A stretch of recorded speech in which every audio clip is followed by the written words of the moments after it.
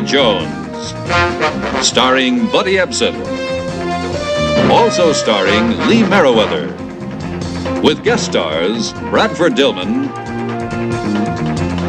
Robert Hogan.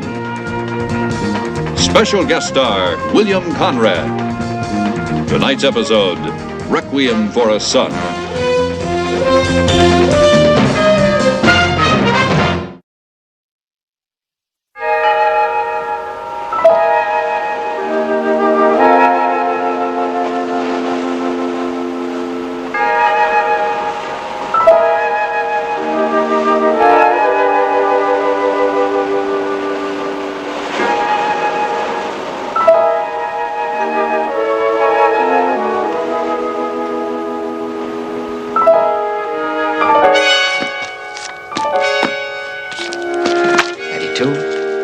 $94, $96, $98, $100,000.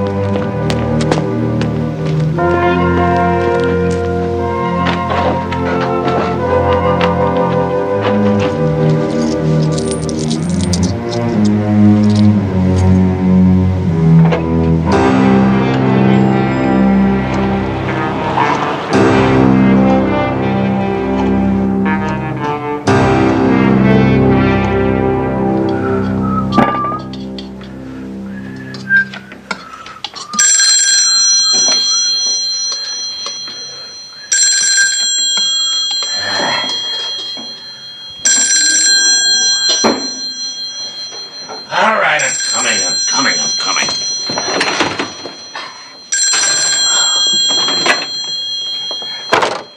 Hello. Hello, Frank. Hal Jones. Oh, Hal, how are you? I've got a problem. Yeah, what's wrong?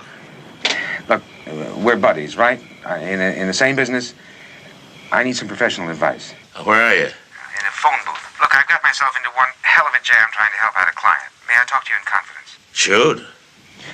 Not over the phone. You know, I'm only a few minutes away. Well, look, I just put a spinach souffle in the oven. Why don't you come up here and share it with me, huh? I'll be right up. Okay. Thanks, Frank.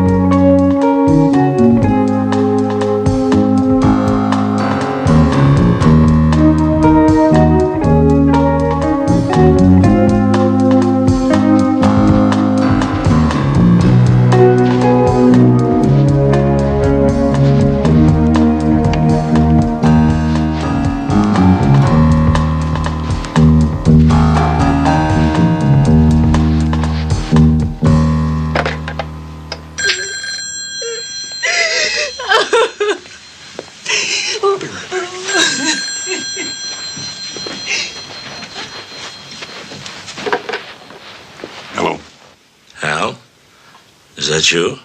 Who's this? Well, this is Frank Kennett. Who am I talking to? This is Hal's father, Mr. Cannon. Hal's dead. He was killed last night. Oh, Mr. Jones,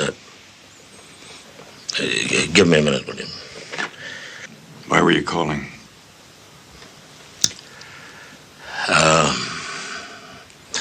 Well, Hal called me last night. What time? Oh, I guess it was about 11:45. From a payphone, he said that he was in some kind of trouble.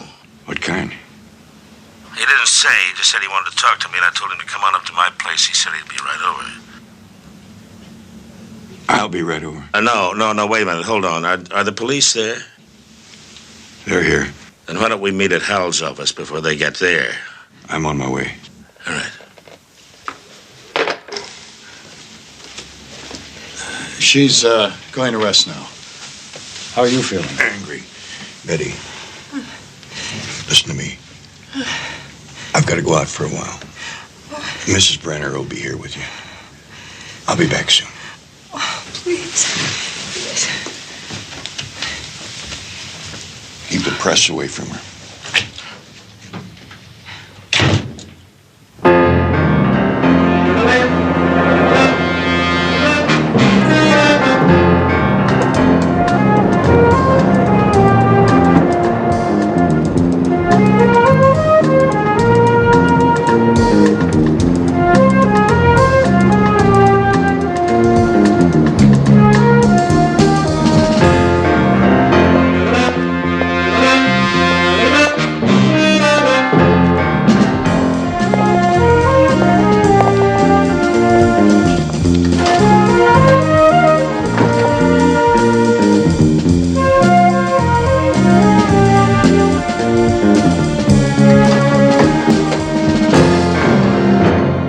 Barnaby Jones.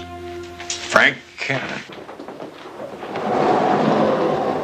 I'd like to offer my condolences. Thanks. Hal was a close friend. I don't have to tell you how he valued your friendship. What did he say to you last night? Oh, not much more than what I told you, that he'd gotten himself into trouble trying to help a client. Client? Yeah, and he wanted to talk to me in confidence. Did he say where he was? Just a few minutes away, he said. Griffith Park. He was shot down in the phone booth he was calling you from.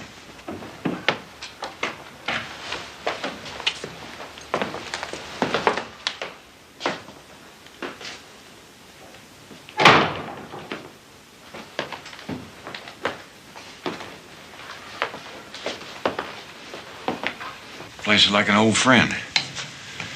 And there are not many of them left. 4 years ago, when I retired, I calculated I had lived exactly half my life out of this office. Hal used to love this place. He used to come here as a boy, worked his way through USC, used to study here at night. Right in there at my desk, sometimes right in here. Oh, I used to give him some help now and then. Chemistry, clinical psychology, forensic medicine, criminology. Those were my specialties, you know. I know.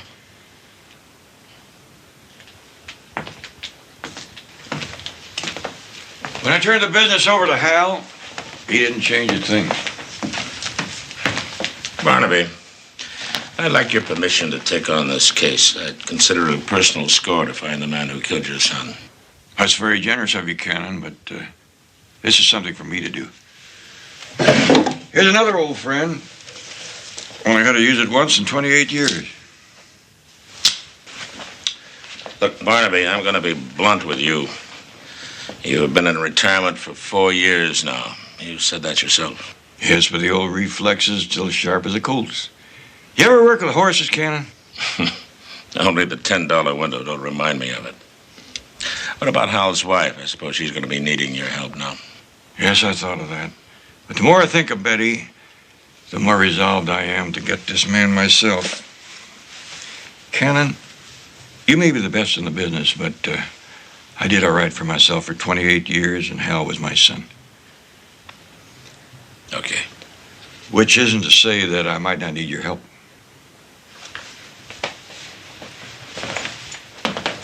What case was Hal working on, do you know? No, I doubt if we'll find out here. He was as uncomplicated as I was. Carried everything in his head. Evidently, he went to a party night before last Thursday. Somebody by the name of Terry. Terry McCormick. Terry McCormick. That's the lawyer who's running for Congress, huh? Hal did some work for him a couple of years ago on an industrial espionage case. McCormick has kept him on retainer ever since. Ever heard of a girl by the name of Karen Armsby? No, what's this? Yesterday's newspaper. Says there that she worked on McCormick's staff. So, on behalf of my campaign co-workers and myself, I'd like to say that we're deeply gratified to learn that we've moved ahead in the polls. Let me ask a question, Mr. McCormick. Some commentators attribute your surging popularity to your free spending campaign style. Well, Mr. Russell, let me say this. I have contributed considerable resources of my own to this campaign, but I believe that my exposure has not communicated my personal means to the voters as much as it has my spirit of commitment. I think that should do it, ladies and gentlemen. I thank you very much. See you all in Washington, I hope. One more. Mr. McCormick. I'm sorry, I have a heavy schedule this afternoon. I'm Hal Jones' father. Please, come into my office. I don't want to be disturbed. All right? That will be all for today, ladies and gentlemen. Most of your questions will be answered in this press release, so please take one on your way out. I only heard the news on my car radio as I was driving in. I can't tell you how shocked I was. All of us who knew Hal felt so strongly. Everyone liked him. Almost everyone. I don't want to take too much of your time, Mr. McCormick. Don't you worry about my time, sir. Here, please, come sit down. And tell me if there's anything at all that I can do for you. Yes?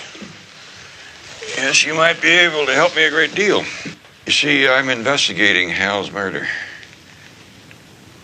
When was the last time you saw Hal? Well, as a matter of fact, he came to a party at my house in Malibu last Thursday night. Really? Big party? I don't suppose there were more than 25 or 30 people. It started out as a get-together for some of the members of my campaign staff, and it just grew. It's fortunate that my wife and children are in Aspen visiting her parents. Was he alone? Hal? Yes. But you're asking me, was he working for me? Well, the answer is yes again, but I don't understand because it was just campaign security. Were you having problems? No, not at all. I invited Hal simply to meet the other members of my staff. I wonder if it would be possible for me to have a list of the other guests who attended the party? Certainly. I'll have my secretary make out a list for you this afternoon. Well, here's my card, in case you want to get in touch with me for any reason. And thank you very much for your time, Mr. McCormick. Please call me Terry, sir. If you stop calling me sir.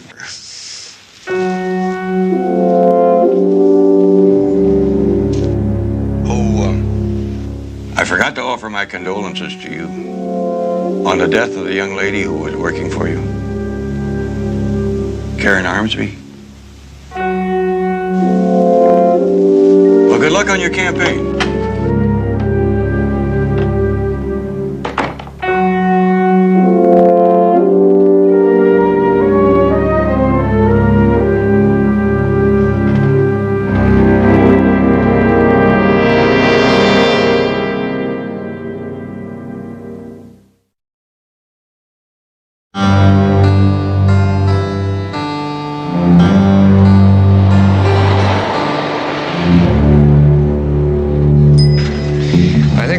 Check at what time we're supposed to be at the station. Would you let me know? Okay, Terry.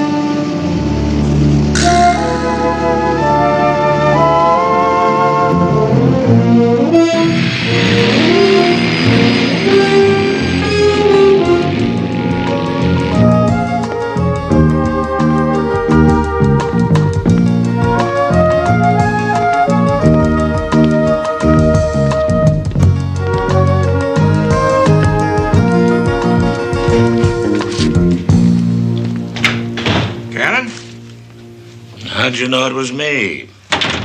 You have a rather distinctive silhouette. I talked to Terry McCormick today. He said Hal was at the party, but that's all. Here's a list of the other people. Karen Armsby was there, too. He played it close to his vest about her. Awful close. Two people at the same party, both now dead. One murdered, the other suicide. 1 day apart. Can you make a connection? What, do you question the suicide? I question everything. Of course, the medical examiner's report is pretty conclusive. She swallowed a whole bottle of barbiturates. That could kill her in 15 minutes. Yeah, it must have been some lousy party. And a long ride home for her, too. That's what bothers me. Who took her home? Or did she drive herself? I think I'm gonna check her place out. You got anything else? Just the ballistics report on Hal. Slug from a .38.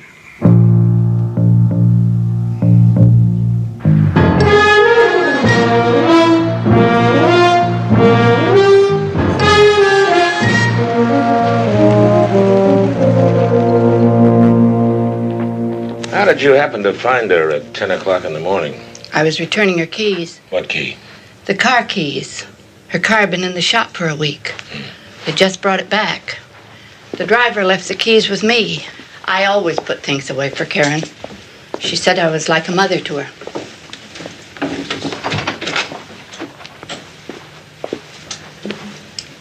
And somebody else drove her Thursday night, huh? I don't know if it was one of them. She had lots of beaux. I didn't see her Thursday night.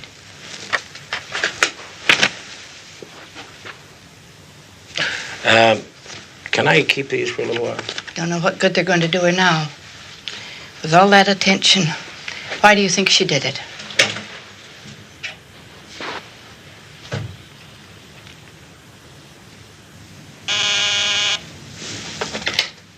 Yes. All right, I'll take it. Hello? I could have killed you today. That was just a warning, Mr. Candidate. Who is this?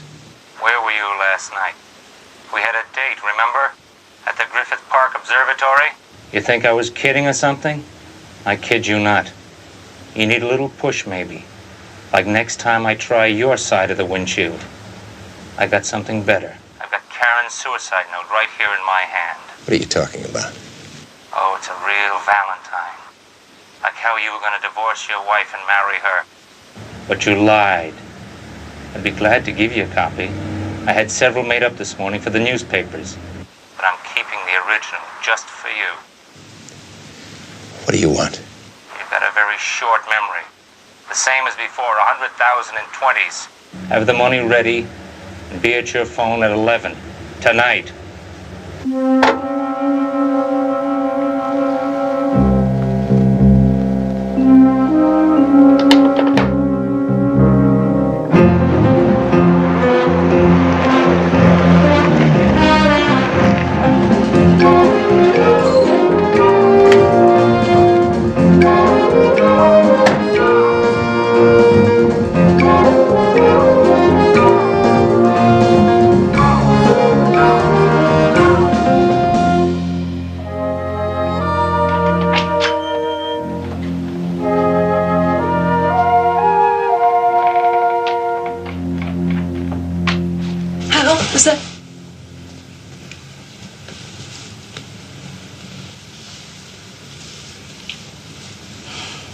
He's not coming back.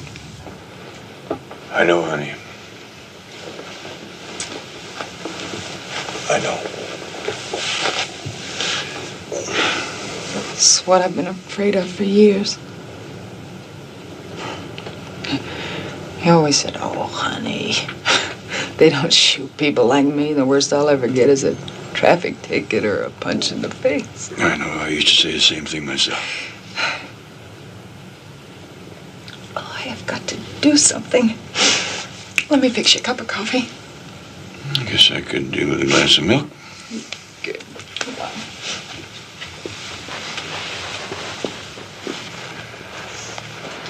Betty, I've been thinking, why don't you come out to the ranch for a few days? Been kind of lonely for me out there.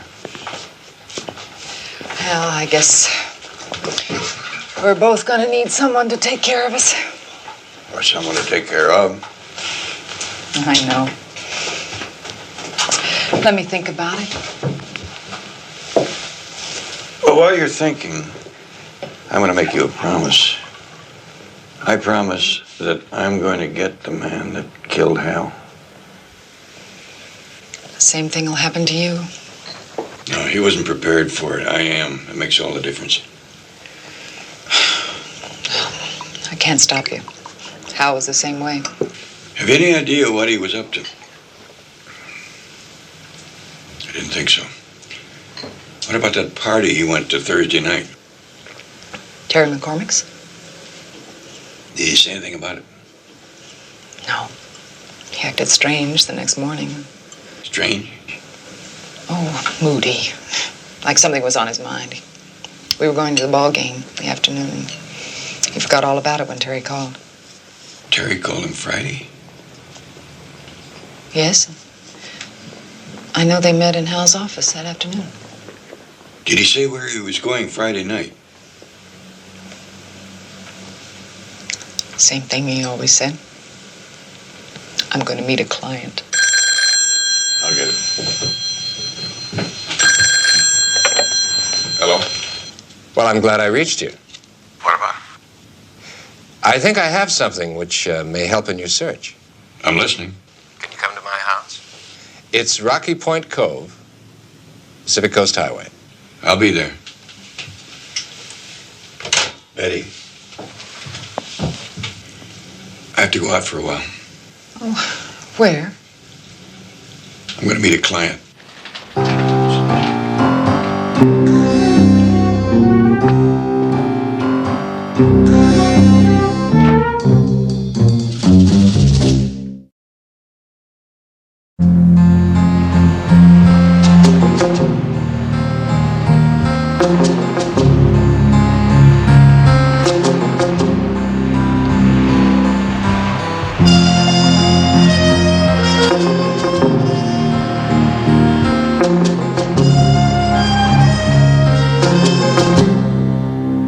What a view you got there. Makes me think of China. All that water and nothing else between China and us. There she lies, a sleeping giant. Let her sleep. For when she wakes, she will shake the world. You know who said that? John Foster Dulles? Napoleon Bonaparte. Ah. Here. Oh, no, thank you. What's your opinion? Of Napoleon? The Chinese. Are you asking me as a politician or as myself? Aren't they one and the same? Well, the point I'm about to make is about the Chinese. Some of our politicians seem to have learned a lesson from them. You never know whether they mean what they say. One truth concealing another. Jones, I'd like to hire you. Why don't you start by telling me everything you can that'll help me catch my son's killer? Hal was killed by the same man who's blackmailing me. And you weren't entirely truthful with me this morning. No. Why? The blackmailer took a shot at me this noon in the garage of my office building. And you saw the man? No, I didn't. I ducked, naturally anticipating another shot, which never came. And by the time I looked up, he'd gone. You think he's trying to kill you? No. It was a warning shot.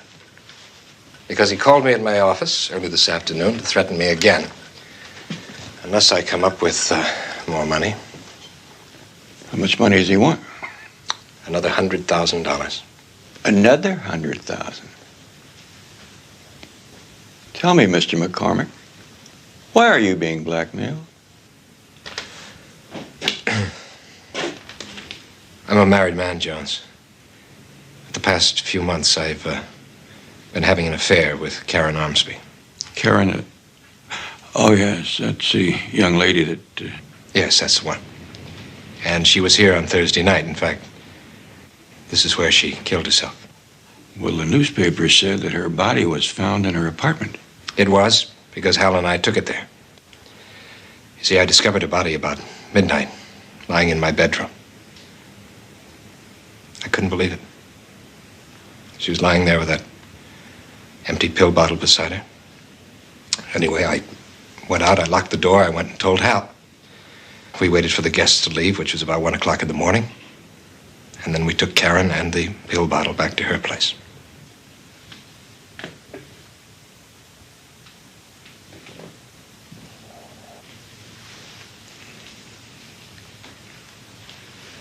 Could I, trouble you for a glass of milk?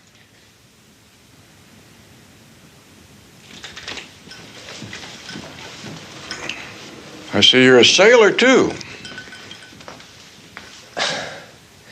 Understand me, Jones. Hal didn't want to do it.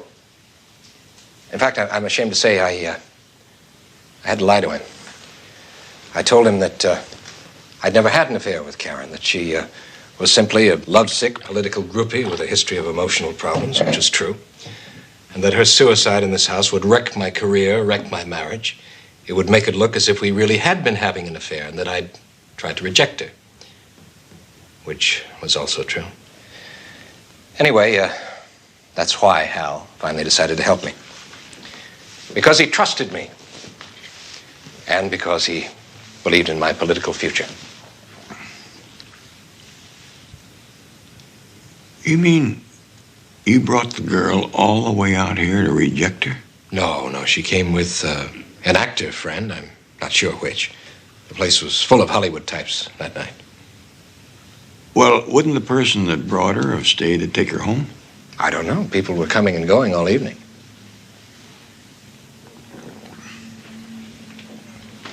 How did all this get Hal killed?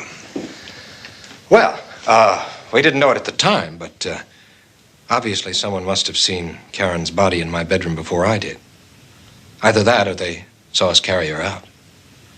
Anyway, I received this at noon on Friday.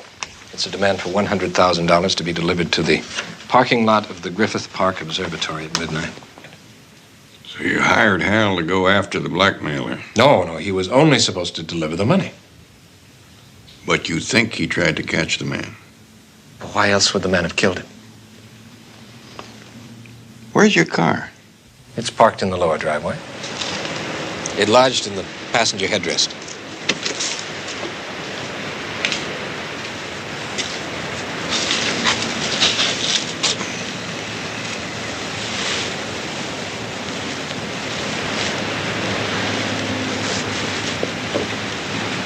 Mind if I hang on to this a while?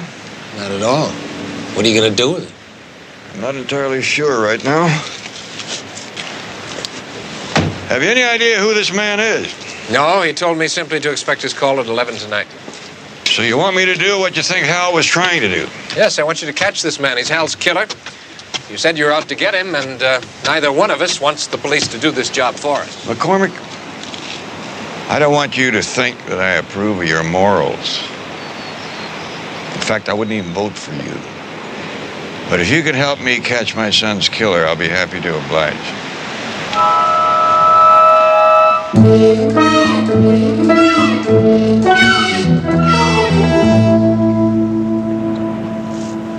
How can you eat those things? I can eat anything, as long as I can wash it down with a glass of cold milk. You know, I can believe the suicide part of Terry's story. I can even believe Hal's part in it. He was always fiercely loyal to his clients. But I just can't see him going as far as helping to pay off a blackmailer. Maybe he didn't. What do you mean? Maybe that's why he called me that night. Maybe he'd gotten himself into something he didn't like and he couldn't go through with it. But why kill him? Well, maybe he saw the blackmailer, like Terry said, and he was going to try to take him. Or maybe the blackmailer thought that Hal was calling the police. Maybe a lot of things. We could sit here and whine and maybe ourselves to death. But I'm taking that phone call with Terry tonight at 11 o'clock. I'm interested in finding out who's going to be on the other end of that line. Party guests? Yeah, a couple of them. A couple of Karen's other boyfriends. See, it's Reed and Marshall. Their names on the party list. Reed Carpenter and Marshall Eaton. They're both actors. Their addresses are on the backs of the pictures. Oh, we don't have much time. Why don't you take one and I'll take the other? Okay. You know, Barnaby, I would love to thank you for this wonderful lunch, but but I just don't have it in me.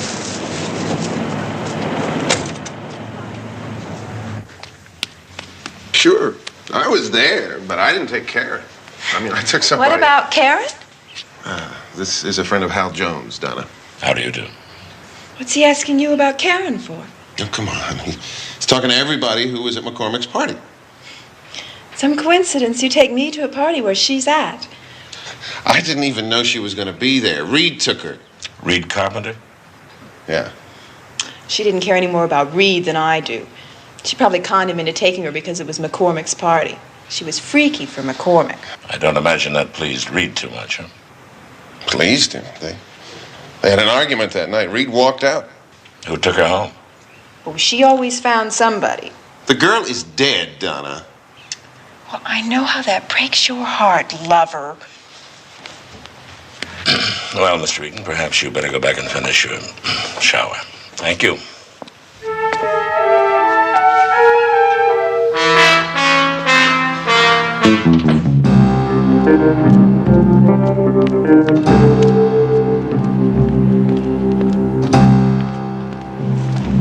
Mr. Carpenter? Yeah? I thought I recognized you. You know I watch your show every week. Well, it's not the greatest part in town, but at least it's a running role. I think you're pretty good. I really do. And I'm tough on those cop shows. You see, I'm sort of one myself. Cop? Private. Mind if I ask you a few questions? About what? Hal Jones. I'm his dad. But he was just... That's what I'm trying to find out about, asking some of the people who saw him last, like that party Thursday night. Oh, McCormick's party. Yeah, I was there. Not for very long, though. You remember seeing Hal? Yeah, I saw him. Remember anything else about him? Well, to tell you the truth, I don't remember much. You see, I didn't stay too long. You left early? The girl I took wanted to stay a little longer. Oh, yes, that's right. Miss Armsby. You must have been terribly shocked. I was. And I wasn't. How do you mean? Well, I knew she was headed for trouble. I just didn't know it happened that fast. You mean you knew she was going to kill herself? Oh, no. Oh, another man. You better believe it. Somebody that was there that night? The host. Oh, yeah, I've heard that rumor myself. Here, have a mint. They're good. Well, say, since you left early, I guess you wouldn't know how she got home. What does my leaving early have to do with Hal Jones? You're absolutely right, Mr. Carpenter. Not a thing.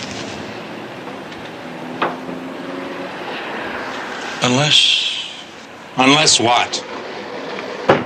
You think there could be a connection? Listen, Dad, why do you keep bugging me with your questions? Because your answers get better and better. As your manners get worse and worse. This is my floor. Any more questions? I think you've answered them, Sonny.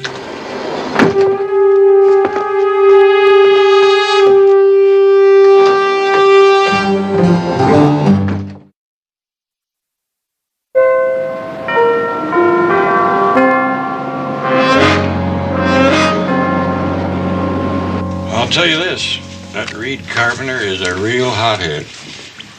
He hates questions about Thursday night almost as much as he hates Terry McCormick's guts.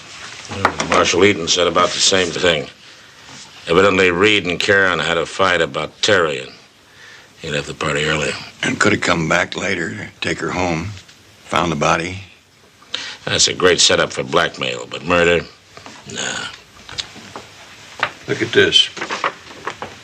Terry McCormick insists that the man who fired at him is the same man who killed Hal.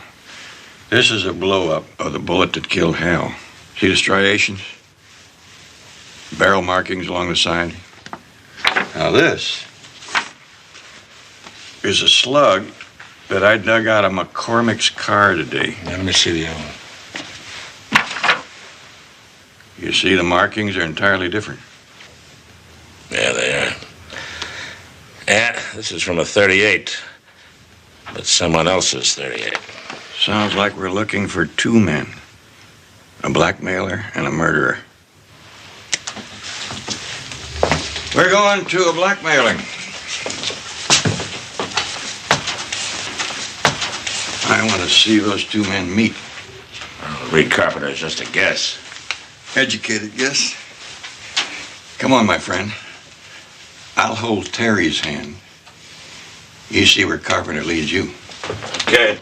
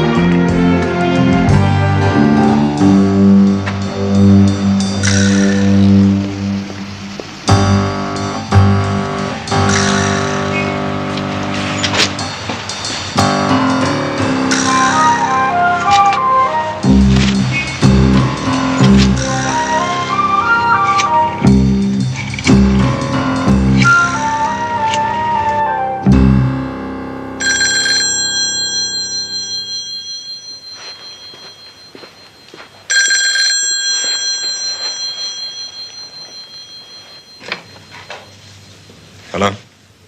Go down the Harbor Freeway, across the Signal Street overpass to the first dirt road. Drive down to the tanks at the railroad tracks.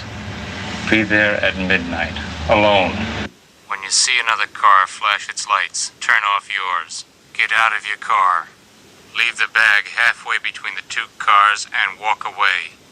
Stand with your back turned until you hear a car drive away. If you turn, you'll be shot. And this time I won't try to miss.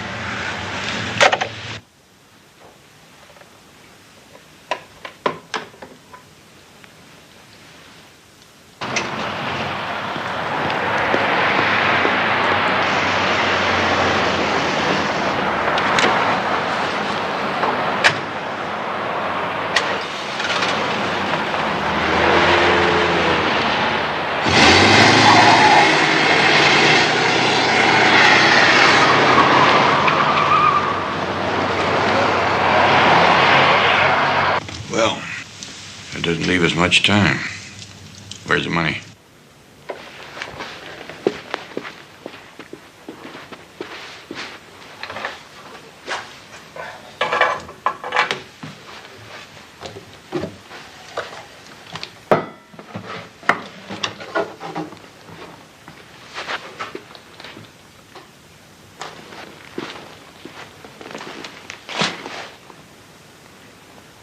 You carry it. What do you need me for? If we're going to catch this man tonight, you better be there. If he sees me, he'll know it's a phony setup. And don't worry, you'll have plenty of protection. I'll be in the vicinity.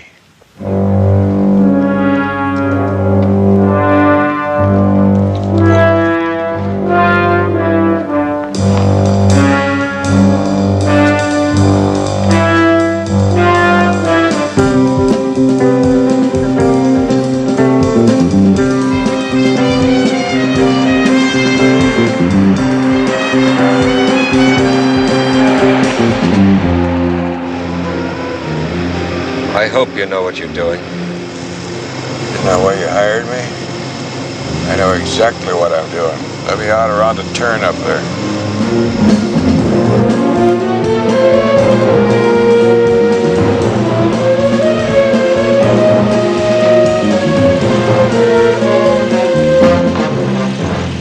You go on ahead.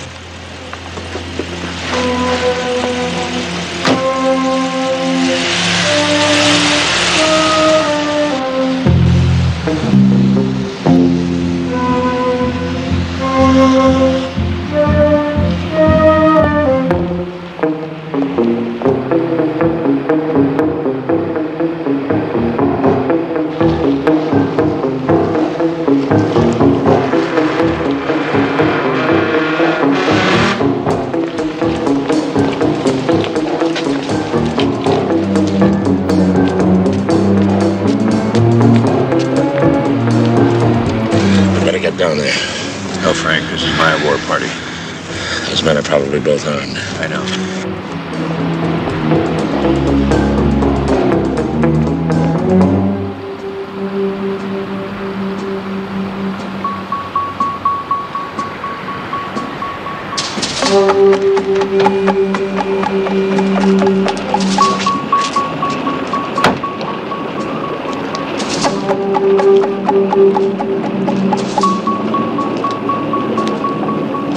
Stop right there. Put it down. Get moving and stay in the light.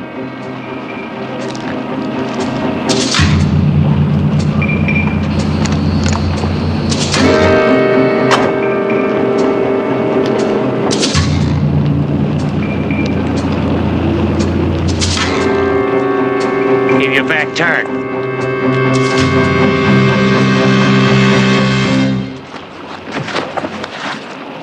Just don't move.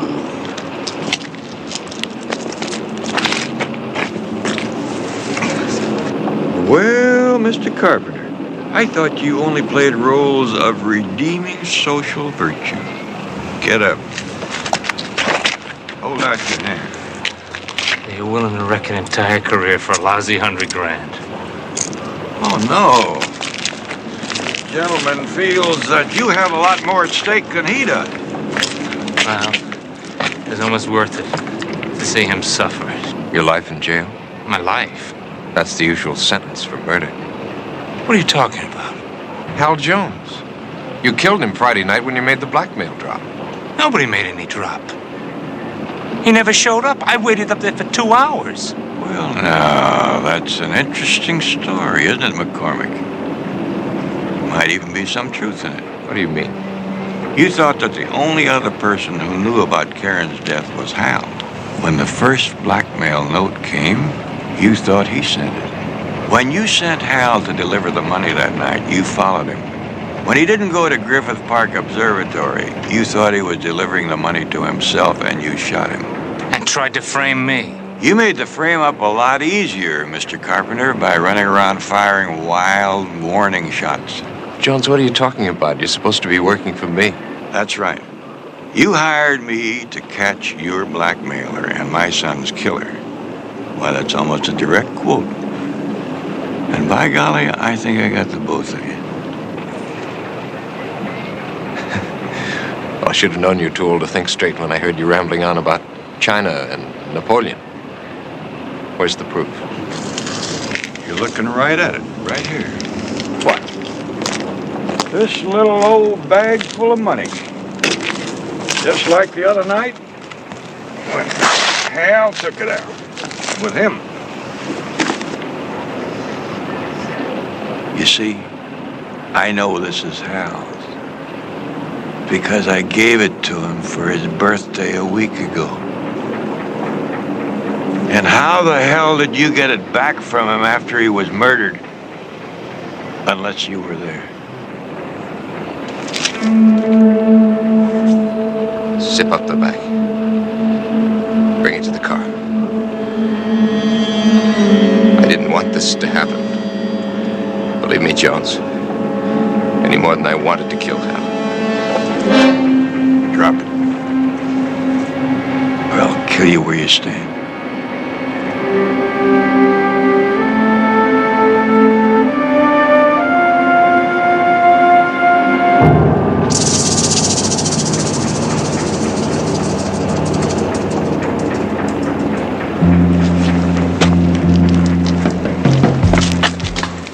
Let it go. Thanks. Like your old friend. Glad I didn't have to use it again.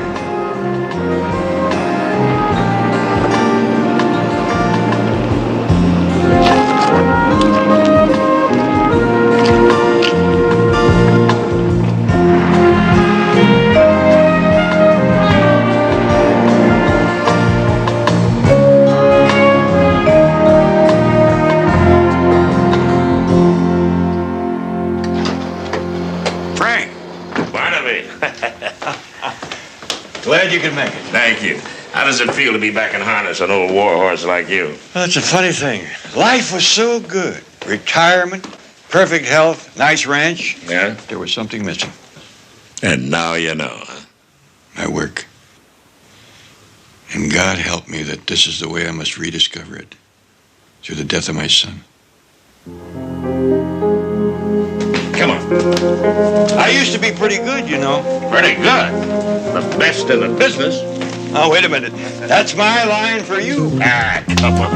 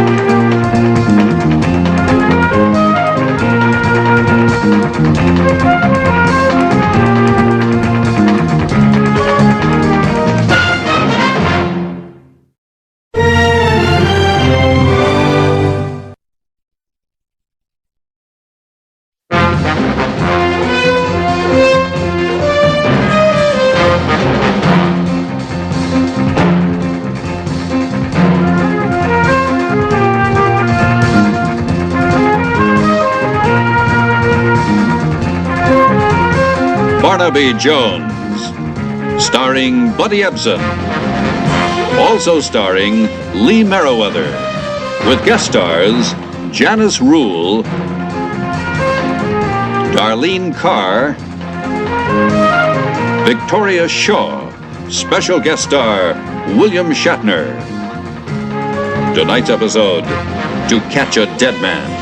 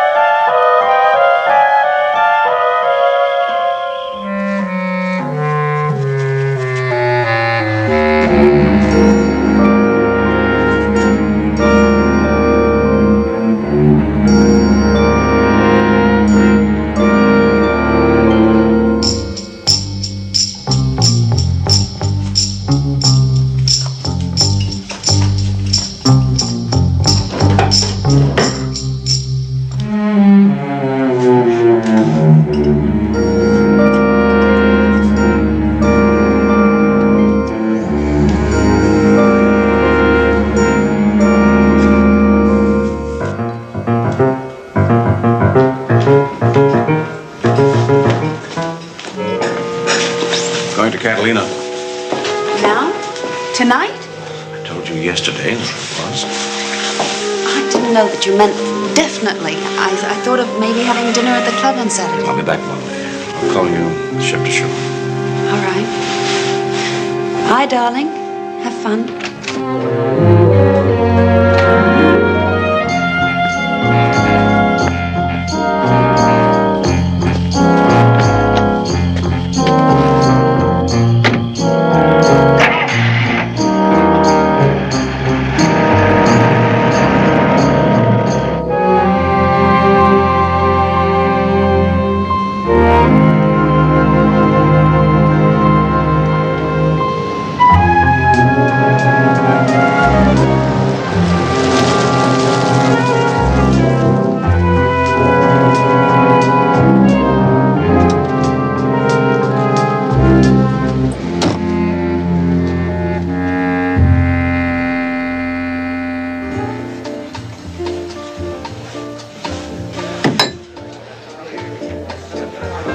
Evening, Mr. Carlisle. Scotch?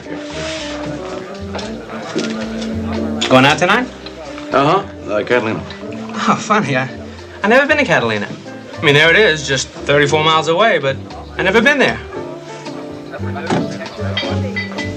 Been to Hong Kong on a package tour once, but I never been to Catalina. Is there a Mr. Carlisle here? Yes, that's me. Telephone. Thank you.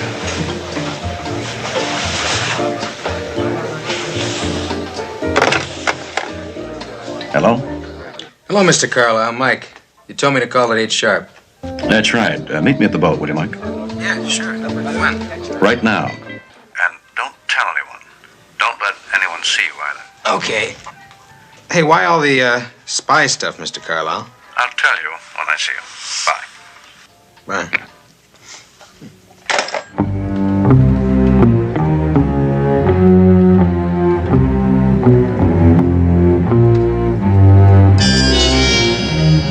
Hi, Mr. Carlisle. Oh, hello, George. Working late? Always. A sailor's a beast of burden. A regular jackass. Except when he's sailing.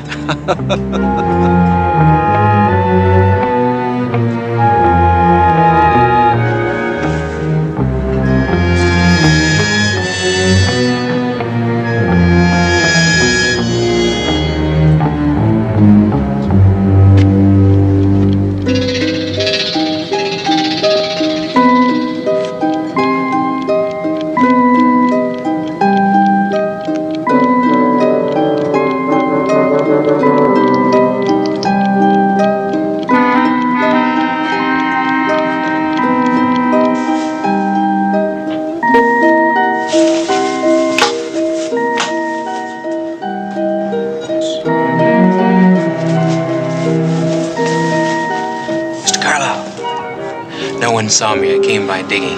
What's the deal? Deal is you take the boat to Catalina. I'll fly over tomorrow and meet you. I get it. Your wife still. Yes, you get it. That's right. Some people on my tail. We'll come back together on the boat Monday. Have fun. You too.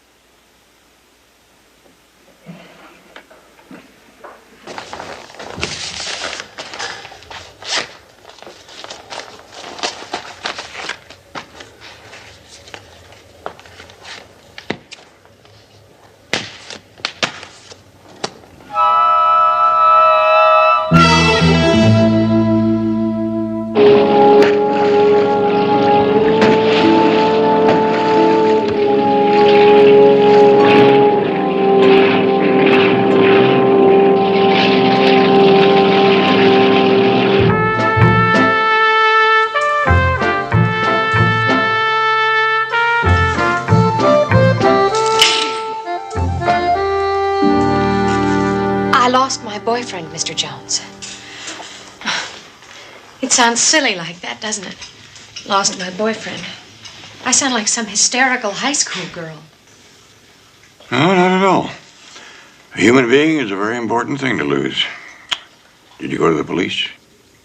Well, no. I've debated all week what to do. Here's your milk, Barnaby. And it was 1 sugar and a little cream, Miss Barton. Thank you. Please call me Julie. Julie? Oh, and you forgot this on my desk. Oh, yes. This has been kind of upsetting. Mrs. Jones. Oh, that's my daughter-in-law. Dash secretary. It's Betty. He's certainly very attractive. Yes. And if he only had a little more sense. I mean, was more practical.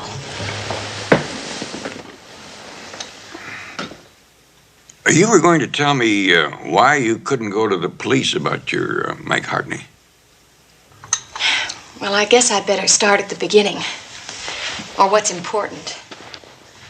Well, what's important is that Mike has really disappeared. Usually I wouldn't worry about that so much because Mike has gone a lot. He crews on boats sometimes. Ensenada, Trans-Pac Race, like that. And he's out of the country more than he is in. But this is different. He isn't crewing on any boat now because he always tells me. About the police was the question. Well, this time I know why he's hiding. That check. A bad check for $600. I don't understand. That's hardly a sterling characteristic, passing bad paper. No, of course it isn't. Even if he had a good reason. It's the only time he's done anything like that. And he thought sure he'd cover it. But when he couldn't, he just disappeared. Completely. But what he didn't know is that just out of the blue, my mom and dad sent me $500 for my birthday. And, well, I covered it just in time. That still doesn't clear him of passing it. No, it certainly doesn't. Excuse me.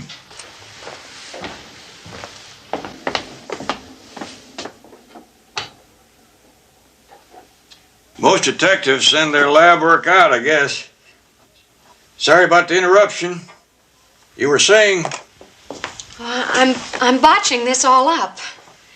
I'm making Mike sound so terrible. You must think... Well, he's not that way at all. You really care about this, Mike? That's pretty obvious, isn't it? And you think maybe he's gone for good this time? Well, if somebody doesn't find him, to tell him I covered the check, I do. What's his address? Is this it? You will help, then? I'll look into it for you. Oh, thank you. Now, I guess I better get started. That is, if you're finished with your coffee. Oh, yes, I have. Well, thanks for everything. I feel so much better now. I just know you'll find Mike. Well, let's hope so. Bye, Julie. We'll be in touch. And since when do we take cases like this, huh? Where would you send her?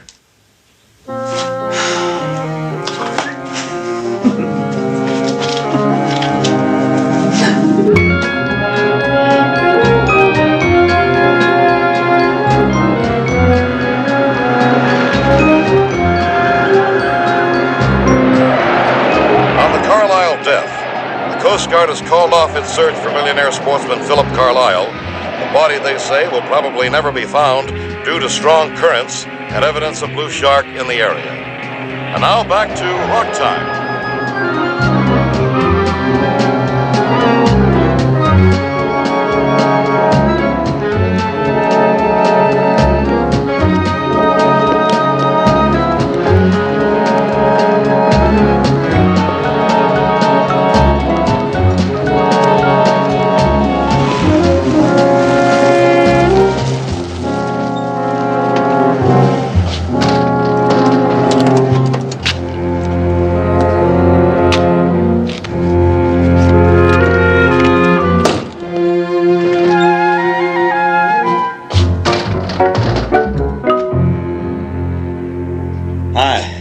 I'm Fred A. Williams. I think my checks might be ready.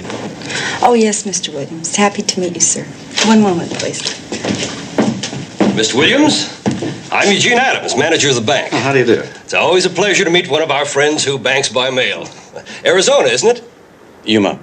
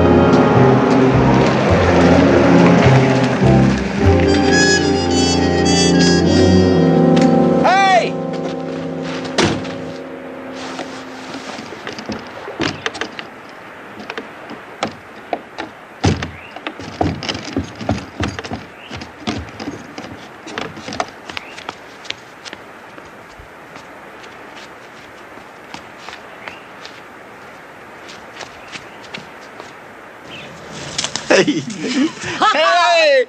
Meet Fred A. Williams from Yuma, Arizona. Howdy, Freddie. I'm Diana Stewart from Los Angeles. Pleased to meet you. Oh, darling, I don't know whether I like this naked face look or not. I don't know which is sexy. What fun finding out, huh? Oh, what a feeling. I'm Fred Williams, a whole new man. I get another shot at it.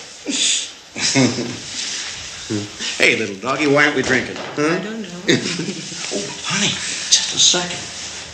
Look what I got for you. Oh, darling. How beautiful. Now we're Indians, living off the land.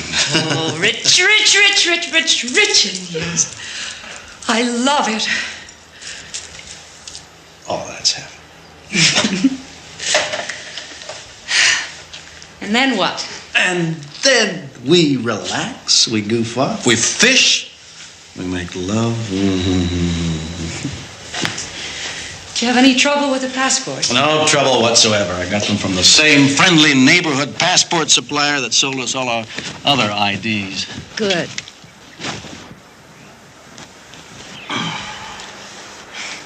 How's old Dorsey? Oh, my darling, my wife of 20 years who's done nothing in the past 10 except grow older and colder, which is why we're here, right? You know, the one thing I wish I'd be around to see is the look on her father's face next month when he tries to figure out what happened to the trustee account I handled for him. And on Dorsey's, when she realizes how I milked all our assets. But passports. When do we get to use them? That's what I want to find out. That's when. When everything dies down, we'll snuggle in here for 3 or 4 months, out of sight. We'll get used to being Mr. and Mrs. Fred A. Williams. That's our breath. I feel 10 years younger already. Hey! Hey! I get another shot at it!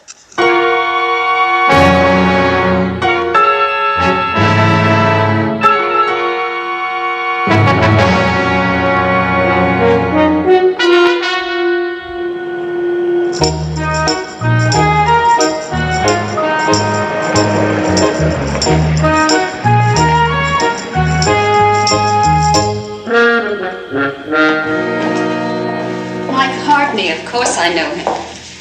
He and my husband were old drinking buddies. Mike had a little talent too, you know, painting. Did Mike actually work for your husband? Oh, the Mikes of this world don't actually work, Mr. Jones. He did odd jobs. Oh, that's fine, Roger.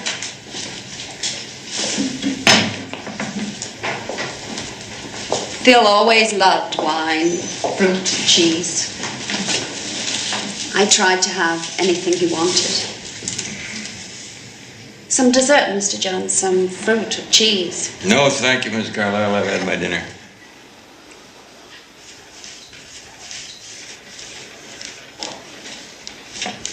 That's a tricky little gadget, isn't it? Oh, Phil loved gadgets. Expensive gadgets, expensive cars, expensive boats. Look what it got him. Oh, I beg your pardon, Mr. Jones. You came about Mike Hartney. I'm sorry I couldn't see you earlier today. Oh, that's all right, Miss Carlyle. Seems that Mike's been missing for the last 9 days. Oh, he's always disappearing. On those sailing races, you mean? Yes, Acapulco, Mazatlan, the islands. And if he isn't doing that, then he's up on Cloud 9, wherever that is, with that sexy girlfriend of his. Miss Barton? No, he's not with Miss Barton. And he's not on any sailing race either, I checked. Who is Miss Barton? Julie Barton. Oh, I don't know any Julie. No, I was speaking of Diane. Diane Stewart is the love of Mike's life. Oh. Well, that's not exactly the way I understood it. Diane Stewart, you say, is that with an E-W or a U-A? Or would you know? E.W. Frankly, she's a knockout. I can understand how Mike feels. Do you happen to know where Miss Stewart lives? Chatham Apartments. I don't know if she's still there. I seem to remember something about a modeling assignment. The Bahamas or the West Indies. Oh, I don't know, Mr. Jones. Chatham Apartments? Yes, below the strip on Doheny. We dropped her off there a couple of times when the four of us were out together. We were quite a foursome once. Phil and me and Mike and Diane.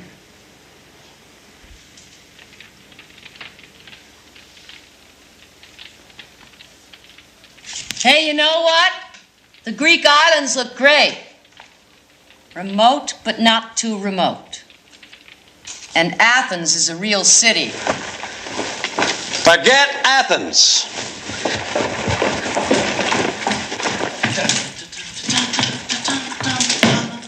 Mr. Abercrombie, we were just expecting Mr. Fitch. Look, I've always wanted a trout fish, especially with flies. I know who sold you that idea. It was my... Go on, say it. Say it. Diane, will you say it? Say Mike sold you on trout fishing. Look, we've got nothing to be afraid of. We're brand new. We're Mr. and Mrs. Fred Williams, and nobody knows any different. More like Mr. and Mrs. Fred Hermit, if you ask me.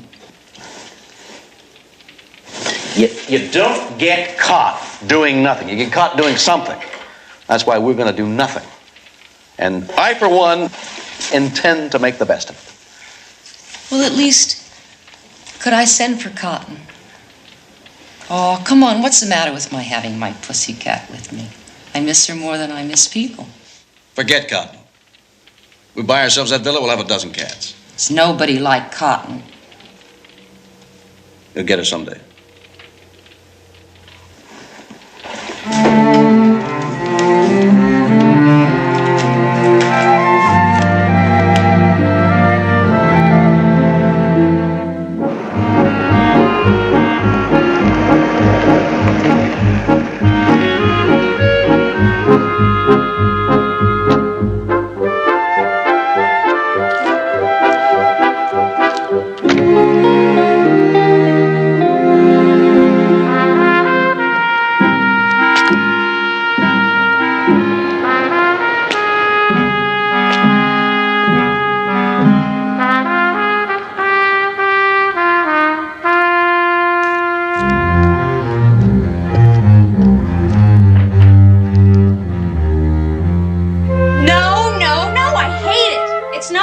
It's just, I mean, that's it, but it's not quite it. It's just still too dark. Now, I'm sorry, but I just cannot stand for it to be that way.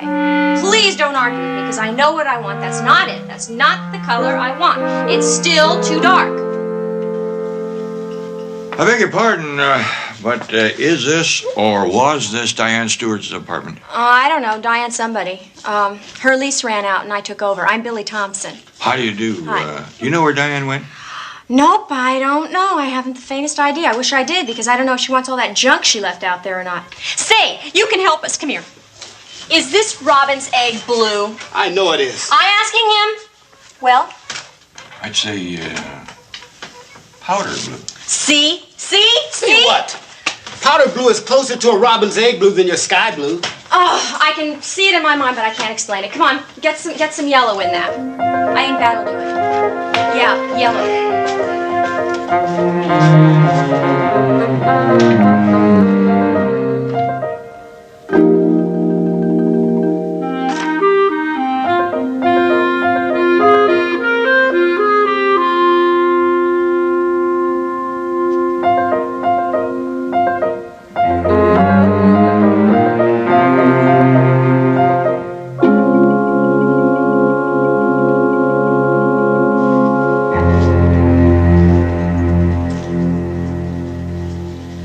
Oh, Miss Stewart, yes. She's been bringing her pets here for years. She recommends us very highly. In fact, her lovely Persian Cotton. Does Cotton know you? Well, he's staying with us right now. You have a little animal friend, too? No. You see, it's very important that I talk to Miss Stewart. It looks like a job for her. I'm with Central Talent, Doctor. Would you have her new address? Oh, I'm sorry. No. Our client's addresses are as confidential as a pet's personal diet. Excuse me, just 1 minute. It's a new spaniel. He's a little homesick.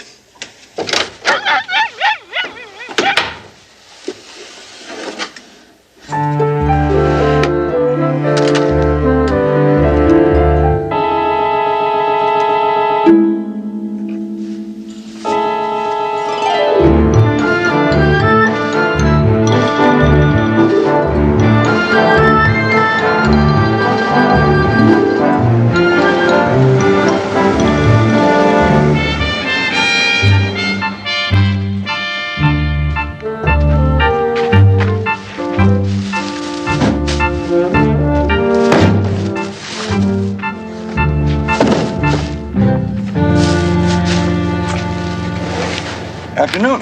Hi. My grandfather will be back in half an hour. You need a trout fishing license. That's the best idea I heard all day, son, but it's going to have to wait. I'm looking for a relative of mine. I wonder if maybe you might have seen her around here lately. Who? What's her name? Her name's Diane Stewart. Miss Stewart. That name doesn't ring any bells. But I sure know her. That's who I'm looking for. That's Mrs. Williams. Mrs. Fred A. Williams. They took the Bentley house up by the lake. Mrs. Fred A. Williams. I could retire if I could just get Mrs. Williams' makeup concession. Her name is Mrs. Williams. Yeah. She buys it all. Shampoo, powder. Bought every jar of Nocturnal Miracle Massage. The last tube of Angel Drops. She asks us for stuff I don't even know what it's for. You know where Mrs. Williams lives? Sure.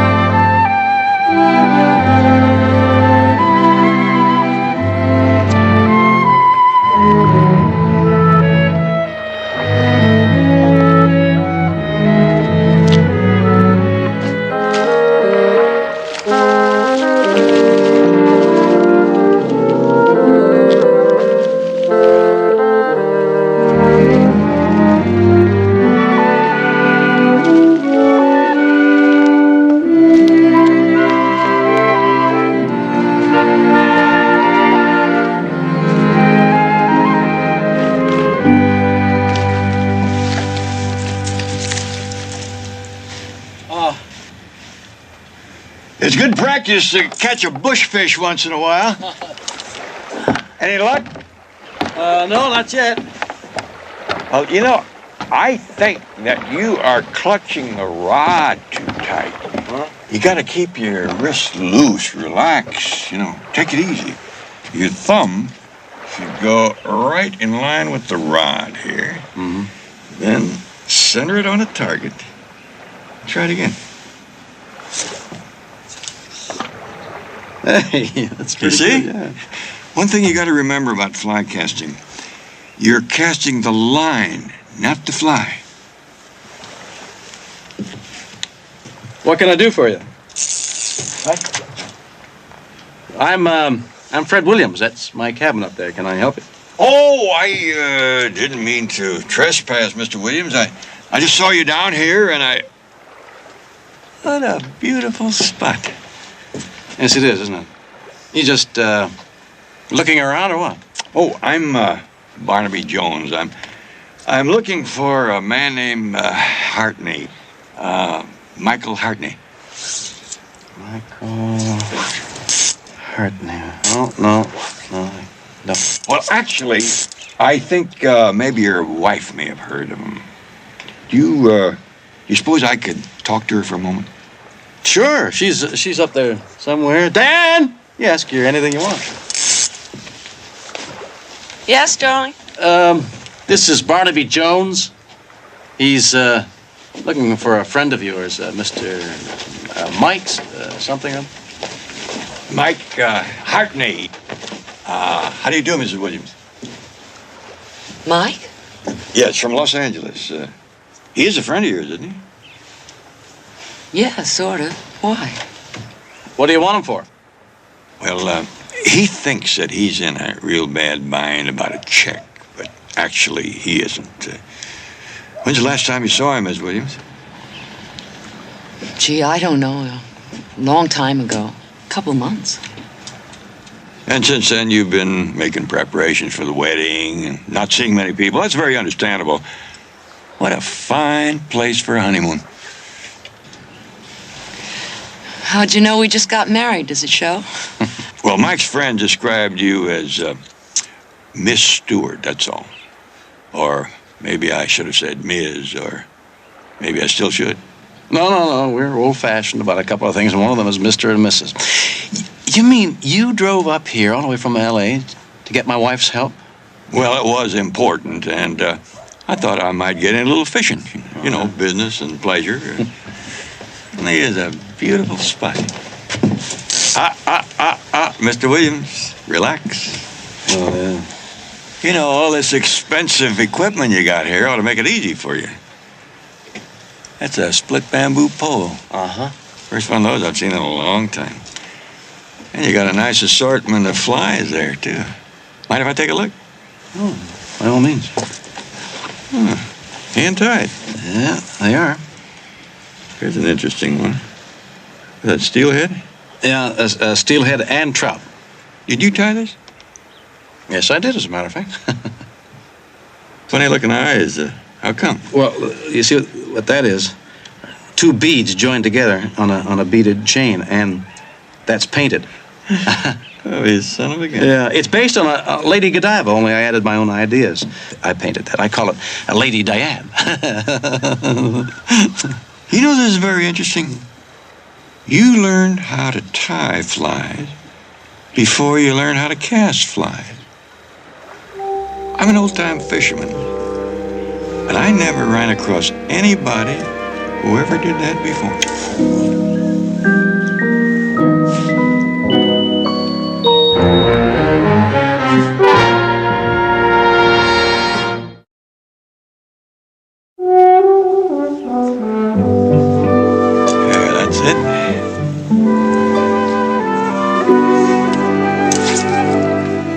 You're getting it?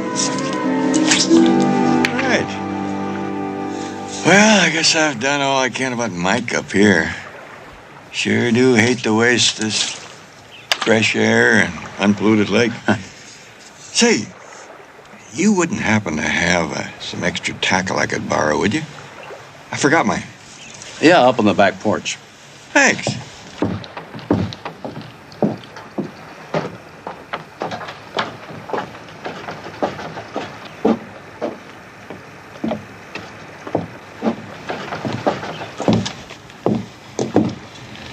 Phil, why did you let him hang around? Fred, can you keep that on your tongue, Fred? It's all backfired. I didn't mind pretending I was Mike's girl so the three of us could go out together, and it was sweet the way he always left us alone discreetly. It was fun then, but now it's backfired. Take it easy. The guy's a troubleshooter for the bank, that's all. He's not here to tell Mike he's in the clear. He's looking for Mike because Mike bounced a check, that's all. Listen, I've got an idea. What? Let the old guy prove what an expert he is with all this stuff, and I'll go up to the house and make us drinks, and then I'll dial L.A., and by some weird coincidence, I'll find out where old Mike is, and we'll send the old guy on his way. Then we can relax again and goof off and whatever that third thing you said was that I kind of like.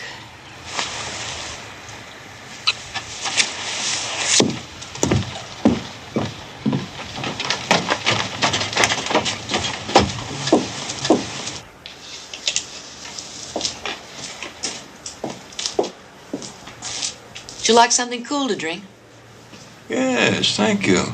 Some milk. To each his own.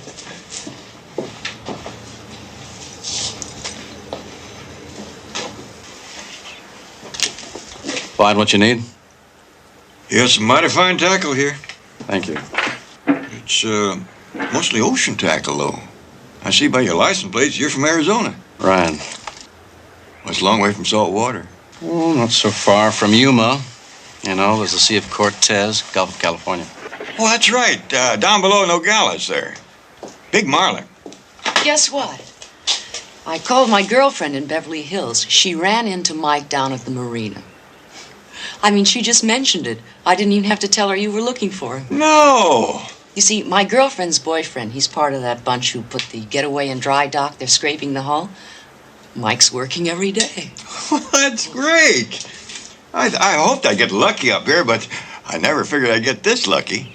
The getaway, you see. Yeah. Well, Mr. Williams, I guess I'll have to take a rain check on your tackle there. Sure hate to leave this place.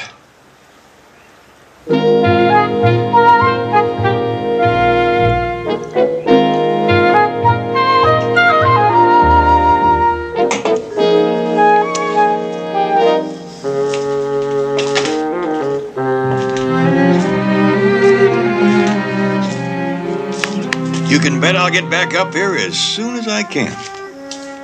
Have a good trip, Mr. Jones. Bye. Thanks again. And remember, your thumb points to the target.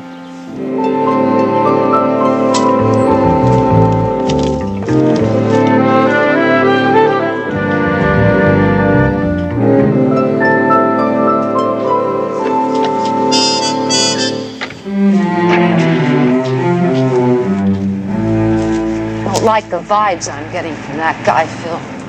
Don't care what you're getting. Don't call me Phil again, do you understand?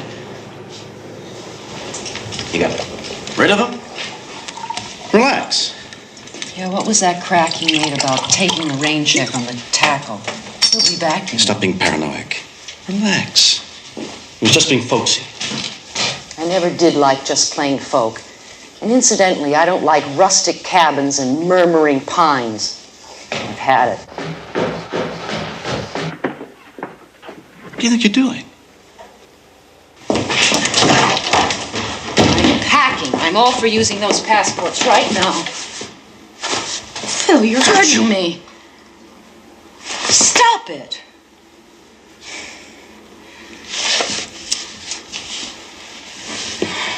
Okay. Okay.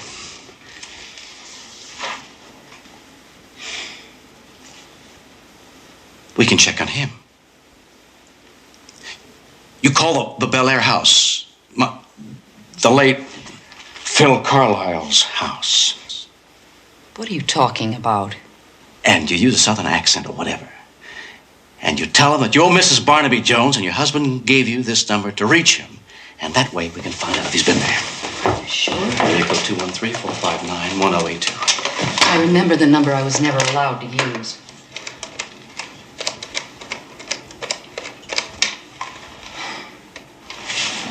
Carlisle residence. Hello, this is Mrs. Jones. My husband gave me this number for emergencies. Mrs. Barnaby Jones. I wondered if you happen to know his whereabouts. Mr. Jones isn't expected today, as far as I know. He was here yesterday. Would you like me to see if Mrs. Carlyle is available? He was there yesterday. Oh, no. No, thank you.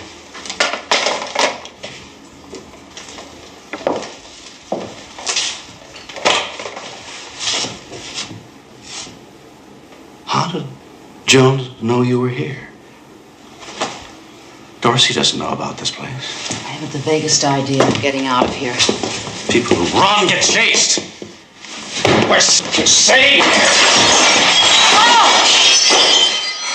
Who knew you were here? Nobody. You mean nobody? You know I can see every wheel in your head clicking.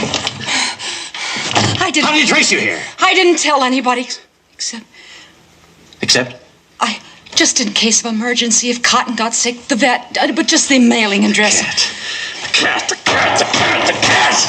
How can you be so damn stupid? I'm not so stupid as to stay here and you're not going to stop me. Fred! Diane, honey, just a minute, please, don't. I'm sorry. I know, nobody stops you when you really mean it. Can they? Honey, please, don't. Honey, don't. Stop that. Honey, I'm sorry. You're sensational when you're like this. You are. I guess it's good for me to be told where to get off now and then, huh? At least we settled that. Come on.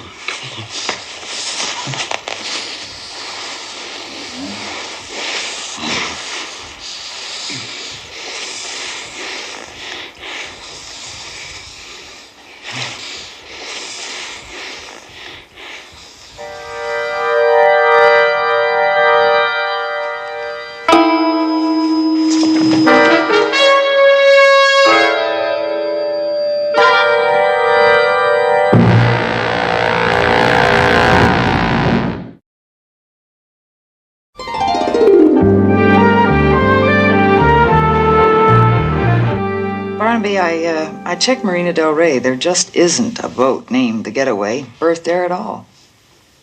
What next? Well, I thought I was going to be on my way back home, but now I think I'll hang around up here a little longer, ask a few more questions. Maybe she didn't get the name of the boat straight. Everything else under control? No problems. Hey, keep me posted, huh? Bye, honey.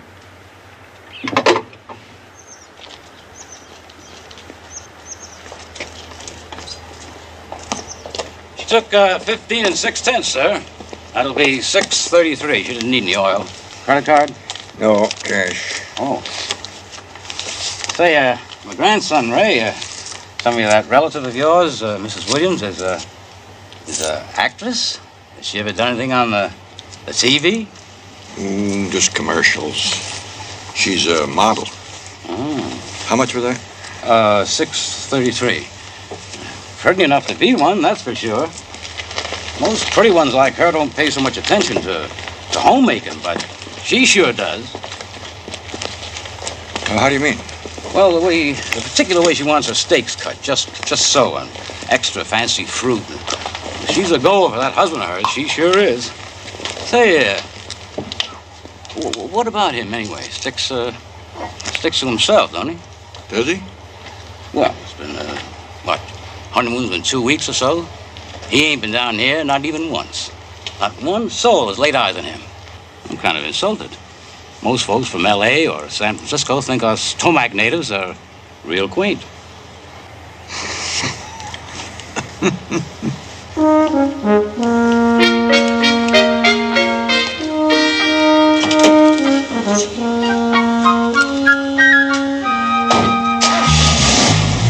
Back soon now. Safe trip.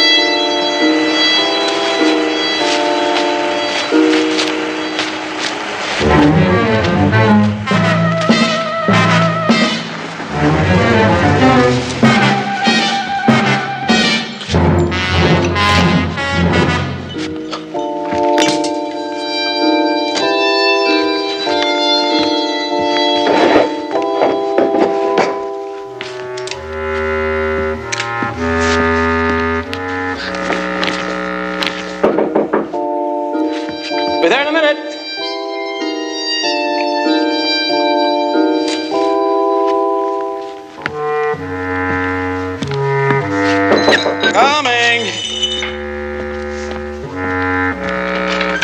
Now, you got to excuse me, Mr. Williams, for using your rain check a lot sooner than I figured. Well, that's all right, Mr. Jones. What's up? Well, I guess I just didn't get the information about Mike Hartney exactly right from your wife. So I wonder if it'd be too much of a bother to talk to her for a minute. Well, she's gone for a walk up on the hill, she said. Oh. Well, it gets cold enough for a coat this time of the evening. Well, Diane likes cashmere sweaters, cozy.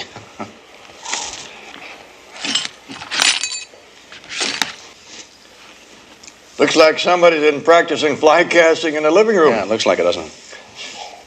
I don't want to intrude, but would it be all right if I waited around to see Mrs. Williams when she comes back? Frankly, Jones, I was going to have some cheese and wine and then hit the sack for a while until she comes back. This altitude kind of gets you,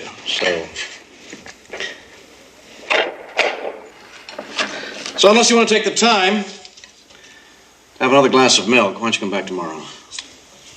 Does it make it taste better when you slice it fancy like that? As a matter of fact, it does. Tomorrow, you say. Then I could see the both of you tomorrow? Probably.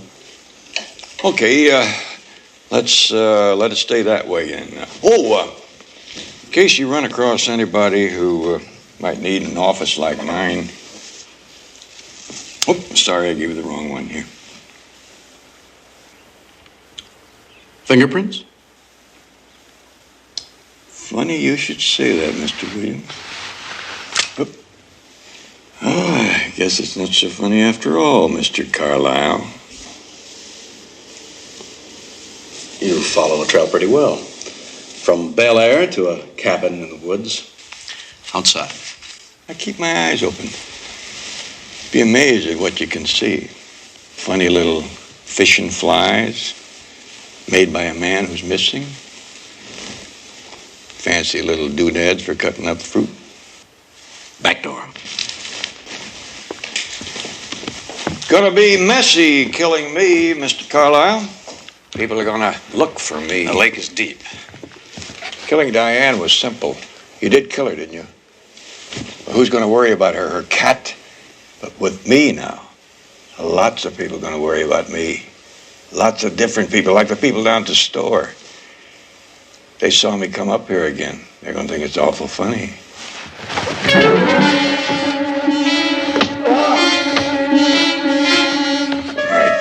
Hands up against the wall.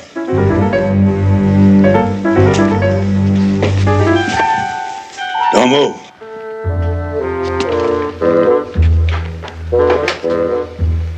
Operator, get me the police.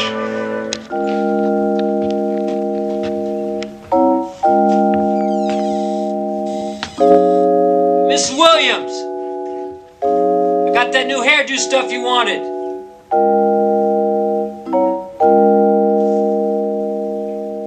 Mighty fine plan, Mr. Carlyle. You just made one mistake. Picking Mike to kill. Mike wasn't as much of a loner as you figured. He did have someone who cared about him.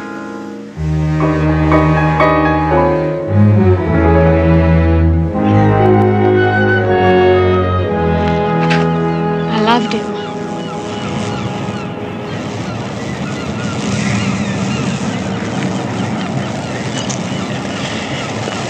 There'll be others for you to love, Julie.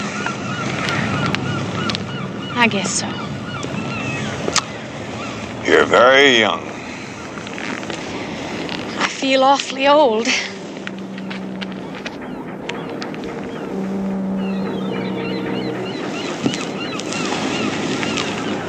Ready to walk back? No, I think I'll stay out here for a while. Don't worry about me. I like to watch the boats coming back.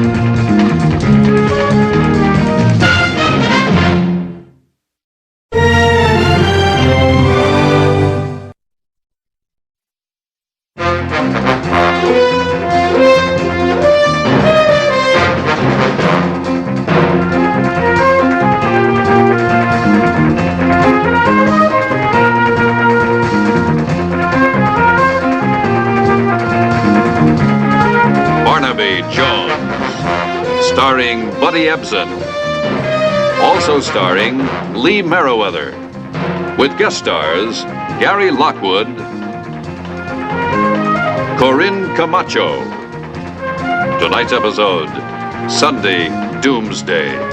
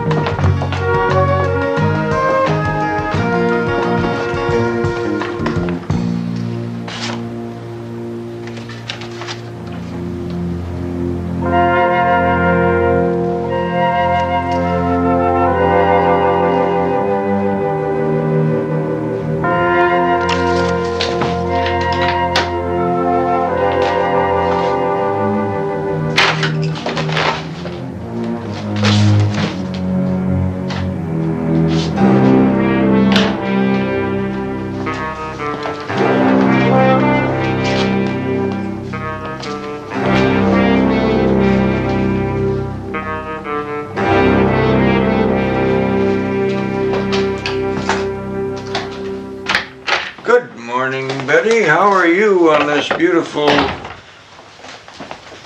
What's wrong? I don't know. That was on her door when I came in this morning, and this was with it.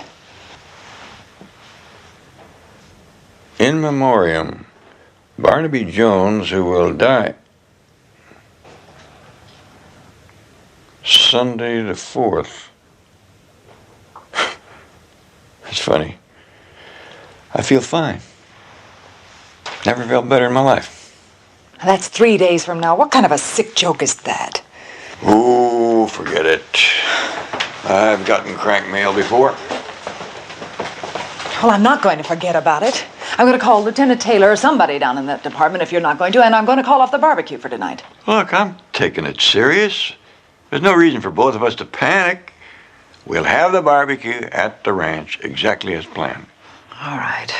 No panic. Barbecue is planned. But are you going to call Lieutenant Taylor or am I? Well, I think I'll pay him a personal visit. Somebody wants me dead Sunday.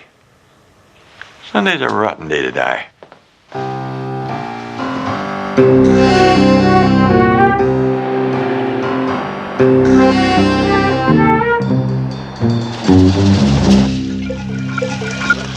Your life's darn valuable to me, Barnaby. But not so much I can assign you an around-the-clock bodyguard. Is that what I asked? If I were you and you were me, I'd be screaming in your face and pounding a fist for you to get off your duff and protect a civilian like me. I'm not really worried. Well, I am. What kind of a mind sends a funeral wreath? A cruel, twisted mind. Well, that's not enough for us to move on, and you know it. Who asked you to? No, you didn't. But what do you want? Later. list of men I sent up or helped send up. I want you to cross-check that against whoever came out of prison lately, let's say in the last 6 months, and give me a printout on it. And what about all those names not on this list? The ones who never did any time because their lawyers got them off. That would make the list too long. I've got to limit it somewhere. A man you sent to prison has got a bone to pick with you. You heard that saying, haven't you, Joe? Work on it, will you? Okay. I want to talk to every one of them. Funeral wreath. What kind of a man thinks like that? Psychopath, weirdo. Daddy, not too fast. I'm getting dizzy. Please, I'm afraid. More? No, I don't think so. The faster the better. You love It's it. going too fast. No, please. She's scared. No, She wants I'm afraid. Please.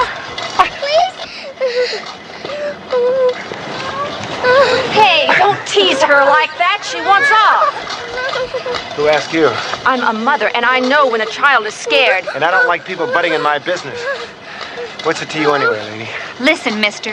I've seen her here before, but I've never seen you. Who are you, anyway? Ladies, I'm the little tyke's father. Daddy, I want to go home. I want to go home. Just one more thing, baby.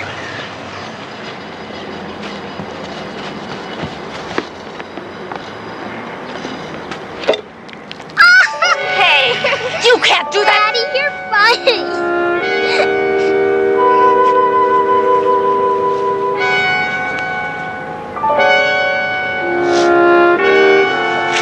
Race you to the car? Okay. Come on.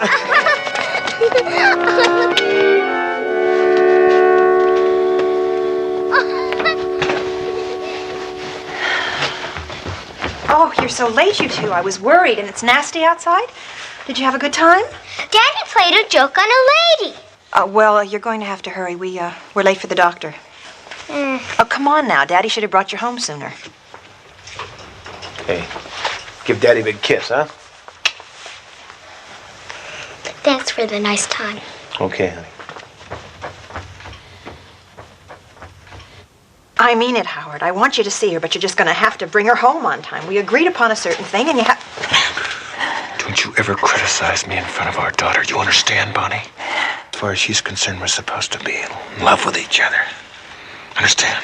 So don't you ever criticize me again. All right, Howard.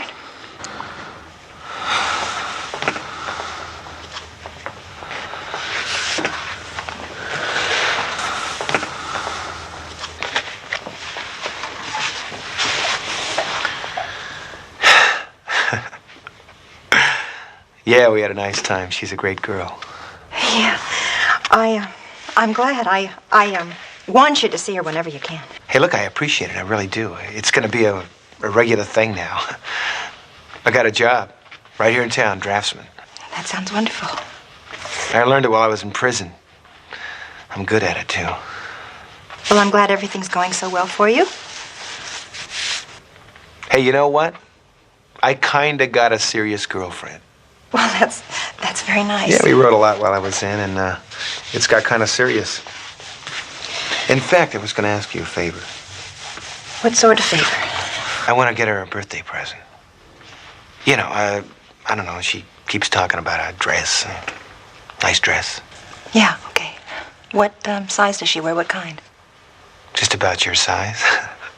Hey, she keeps harping about basic black, so why don't you get her a nice black dress, huh? Sure. Oh, Bonnie. Here's some money for the dress. And just maybe you could put that in with it, okay? Mm-hmm. Thanks. Your money's no good, Danny. Put it away. Give the gentleman another drink. We'll be at the table. Your money never was any good, Danny.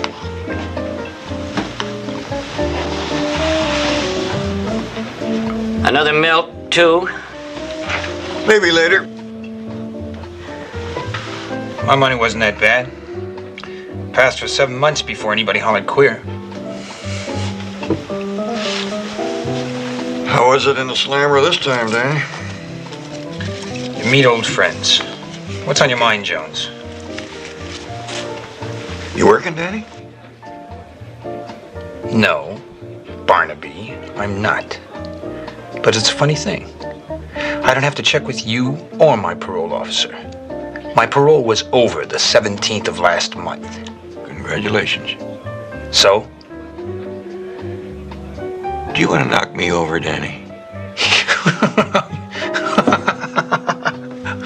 You? It's not a bad idea. But it's no way to make a buck. How do you figure to make a buck? I'm moving to Hawaii. I'm getting married. My new wife has a steady job there. Look for yourself. 2 tickets, L.A., Hawaii. One way. Leaving Saturday, see? You satisfied?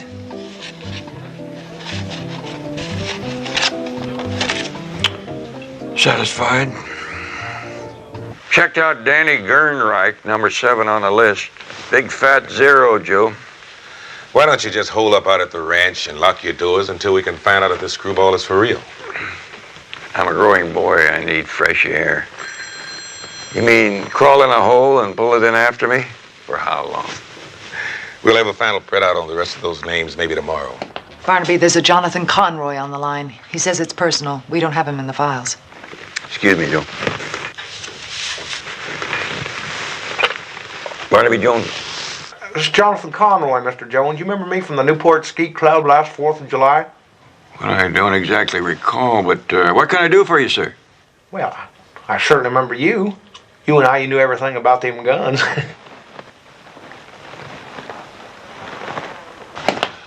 Betty, try to trace this.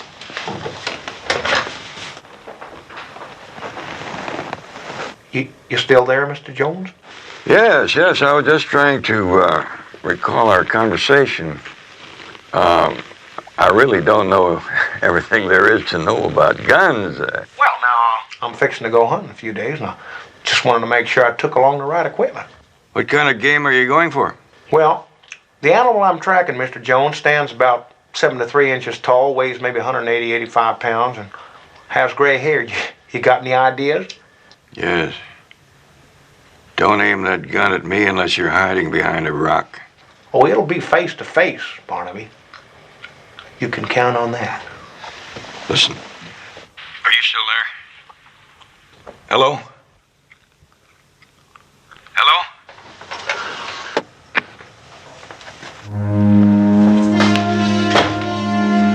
Any luck? No, darn it. Well, I couldn't hold him any longer. Forget it. He didn't sound familiar to me. A real cutie. Will you reach your friend? I reached him. Well, he agrees with you. That's the one. I'll take it.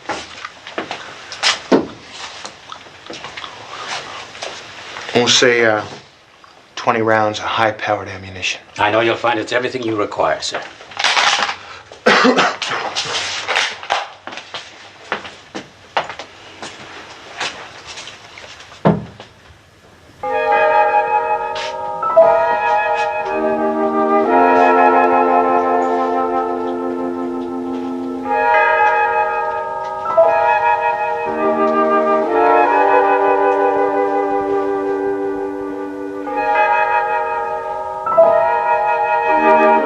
Sir, I realize the chamber is empty, but a good rule is never point a weapon at anybody.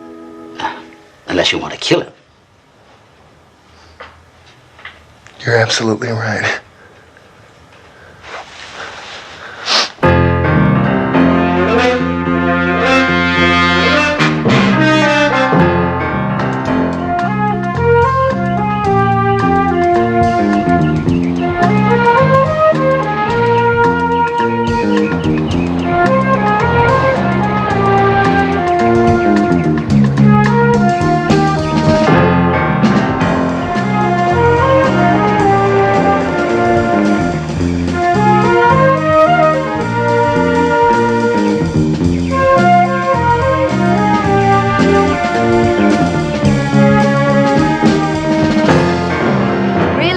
Jones. Tomorrow is too much. Is he a trick horse? You bet you he's a trick horse. Matter of fact, before I came out of retirement, I taught him quite a few stunts. Because we're probably a little rusty now, but we'll see. Rusty. If Barnaby isn't fishing when he takes a break, he's out here riding Tamar. Yeah, it's getting a little dangerous riding in the valley. Stray Indians, Barnaby? No, freeways. Well, Tamar, you got an audience here. Step up, folks. Step up a little closer, folks. See Tamar, the one and only. Are you ready?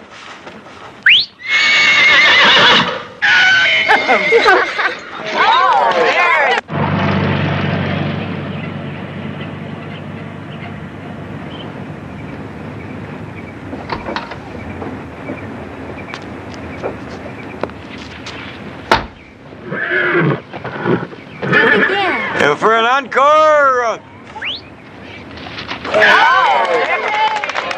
Good boy.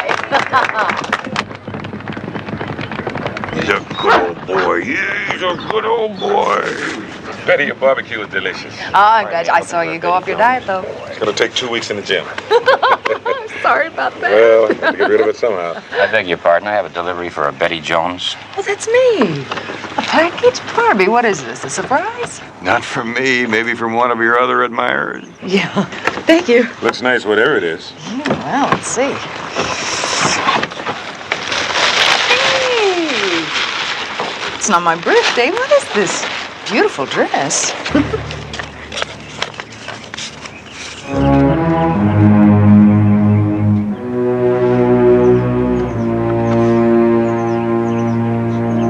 For you to wear at Barnaby Jones' funeral.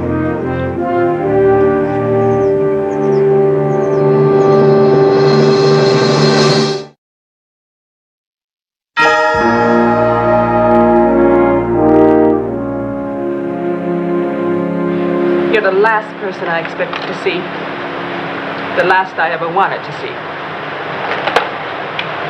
Excuse me if I keep working. I promised this customer. I don't want to bother you, Mrs. Paget. I want to talk to your husband.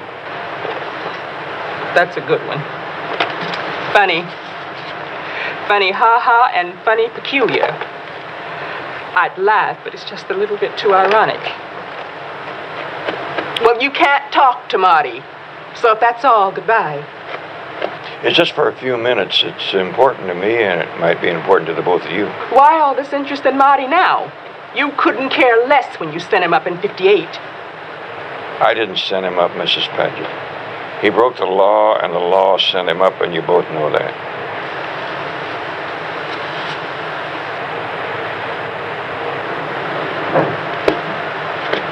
What's so important all of a sudden? Somebody's threatening to kill me. I hope they do. It's obvious that it's someone who hates me, and Marty's on that list. Where is he? In Saltell Cemetery. He was in a hospital ward all last year, and he finally got his hands on a pistol. I'm sorry. I'm really sorry, Laura, believe me.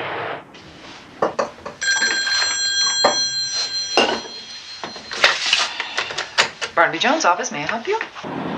Yeah, this is George T. Lane speaking, L-A-N-E. Is, Mr. Jones there? Well, I'm sorry, Mr. Lane. Mr. Jones isn't in the office at the moment. Can I take a message? Well, gee, I do want to reach him right away. It's important. Do you know where I might find him? I'm sorry, he's due at a meeting at Century Plaza West, and I don't think I'll be able to reach him.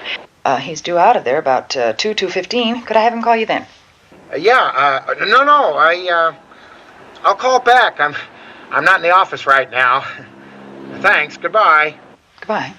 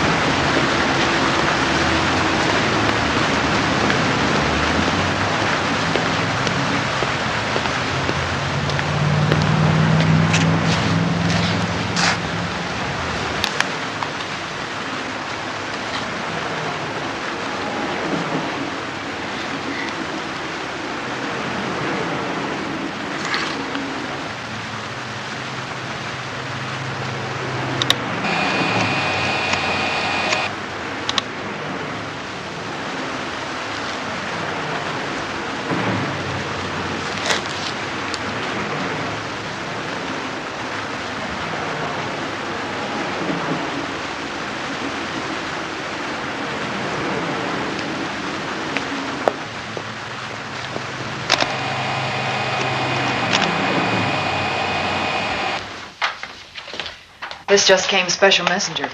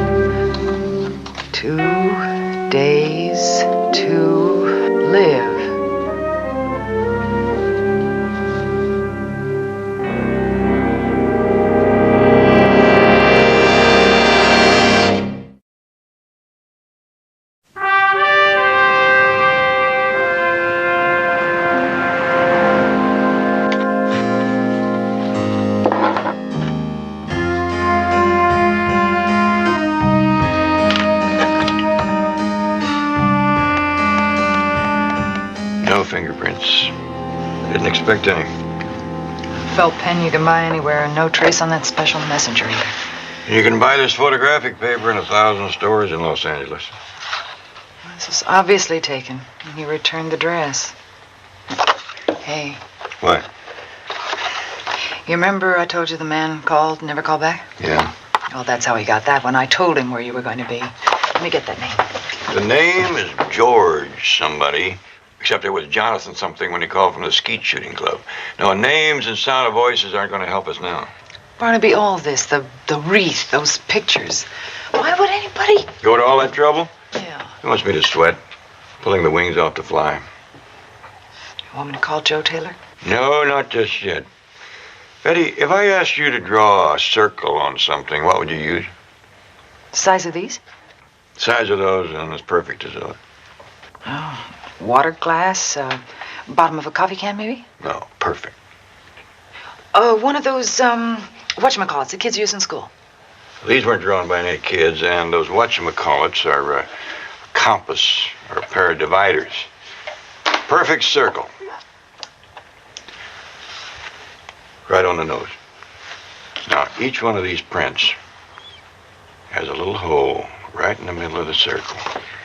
And these crosshairs he drew in, you could draft plans with those right angles. So who are we up against? What kind of profession would you say we might be dealing with? An engineer, draftsman, maybe? They teach drafting in penitentiary. A draftsman. A draftsman who's a real cutie.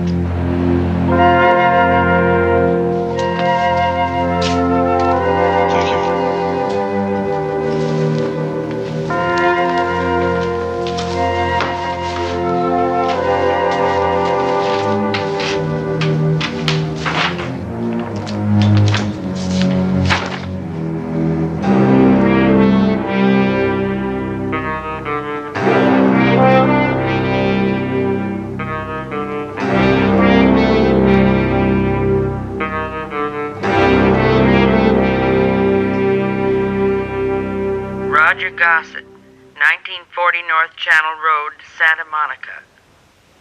Released from Chino Authority 29 November last year. Anybody else? Negative. Okay, thanks. Roger Gossett, Barnaby. Unless it's somebody convicted on a federal rap and sent out of state, Gossett's got to be your man. Have you checked the disposition of those sent to federal penitentiaries? Sure, it's in the works. We should be getting a teletype from Washington any time now. But I'll bet it's Gossett. He's local, he's a draftsman, and he learned it in jail. Roger, are you too busy to see anybody? No, Mom, send him in. Hello, Gossett. Barnaby Jones? I don't believe it. Hey, it's good to see you, no kidding. How about a cup of coffee? No, thanks. Good to see you, too. How's it going? Oh, great, great. Whole new career. Couldn't be better. Say, what brings you here? Somebody's trying to kill me. I thought maybe you. Why should I want to kill you, Mr. Jones? You did me a favor, you know. I did? How do you figure? Well, look, when you nabbed me, man, I was dying. I had a habit I was pushing. Now I'm clean, I'm working. I got a future. Besides, I couldn't very well kill you even if I wanted to. Why not? You remember the New Year's riots at Chino, don't you?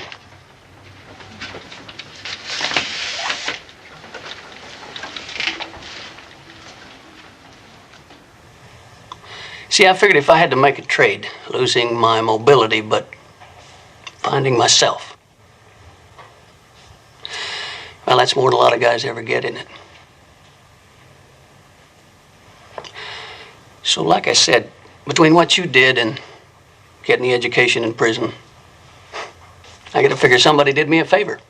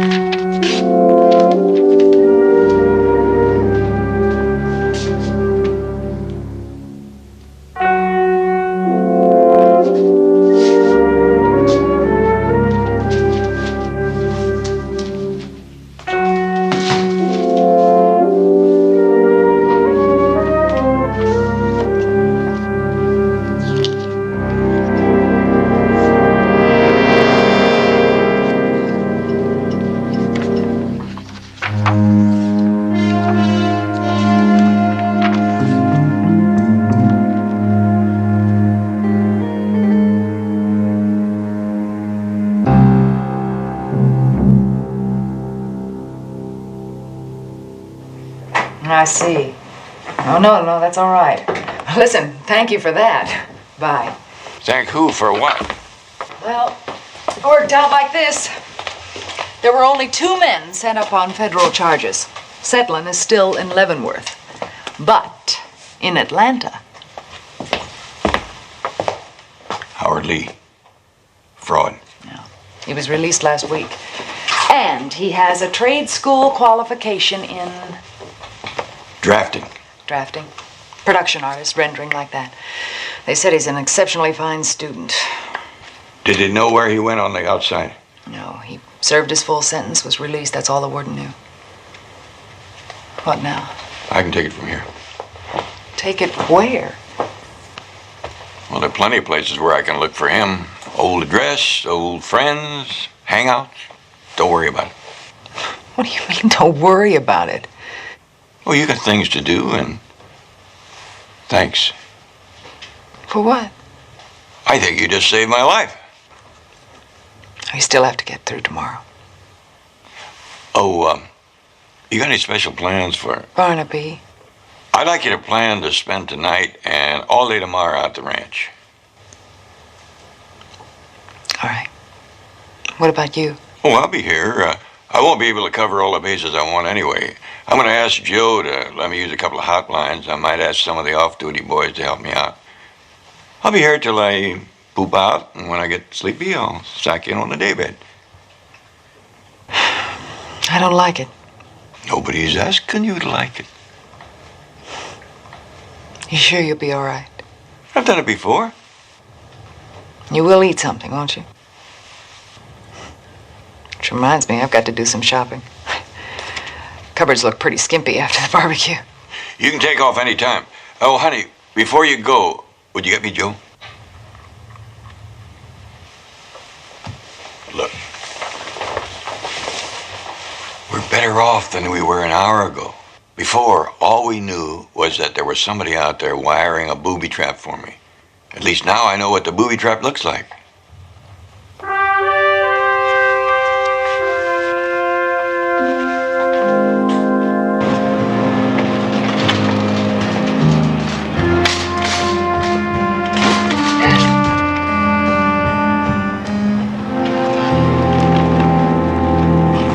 Betty Jones, isn't it? I beg your pardon?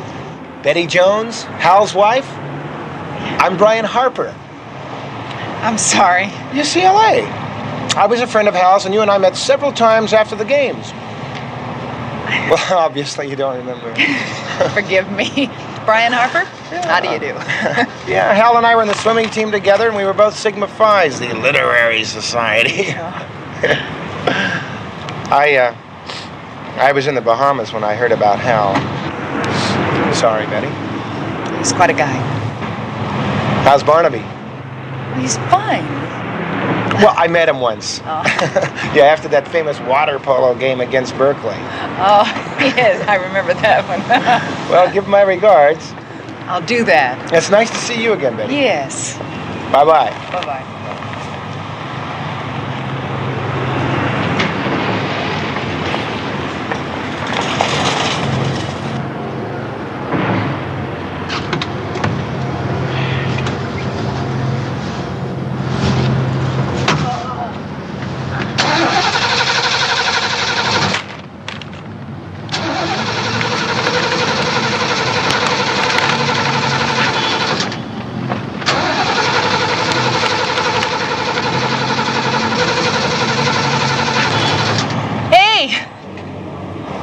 You out of gas? Out of something, Betty. Well, listen, there's a gas station a couple blocks down. You want me to give you a lift? Gee, you sure I'm not putting you out?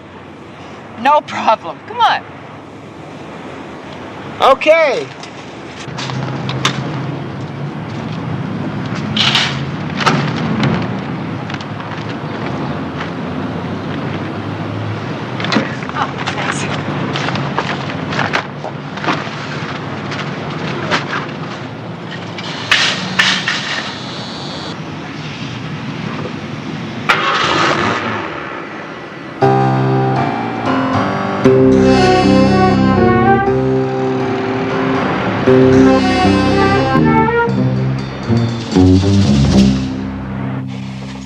Well, he must be in trouble again, Mr. Jones. Otherwise, you wouldn't be here.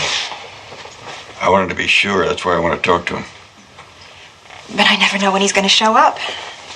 I mean, we are divorced, you know, when he was in. Howard only comes by when he's visiting Chris.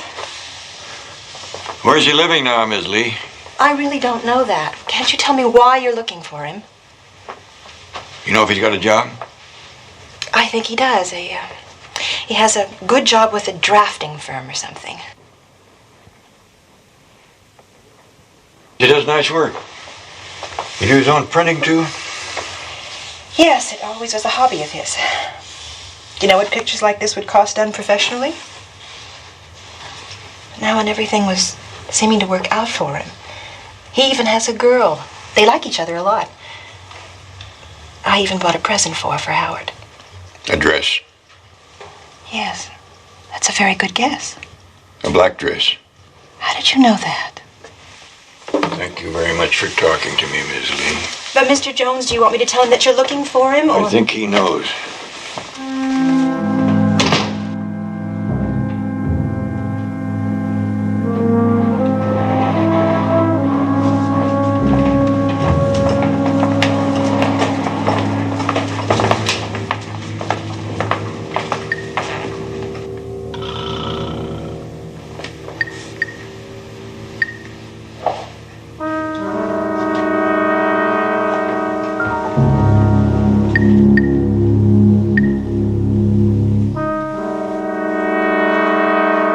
Don't come in shooting, Barnaby. Just me.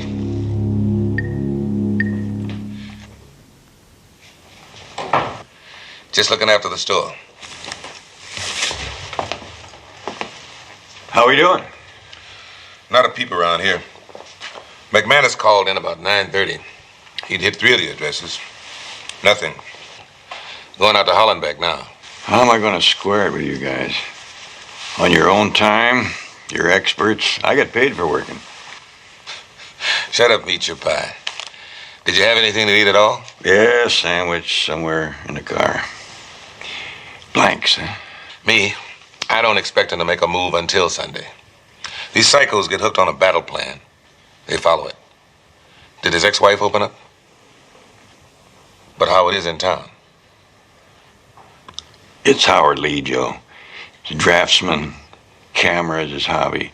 He asked his wife to buy a black dress for a present.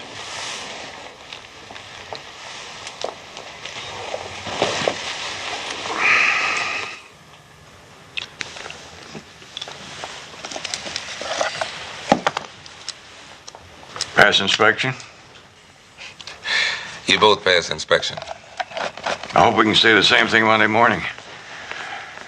Why did you get some sleep? You kicking me out? With thanks. Okay.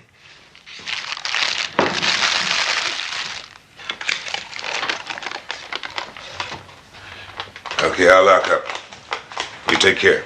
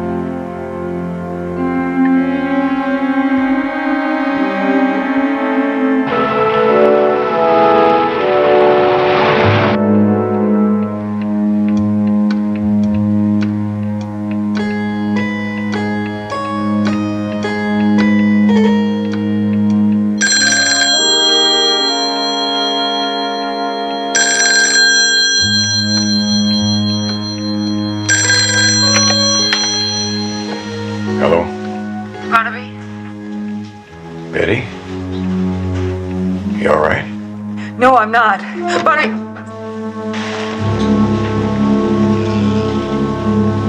Hello? Hello, Betty.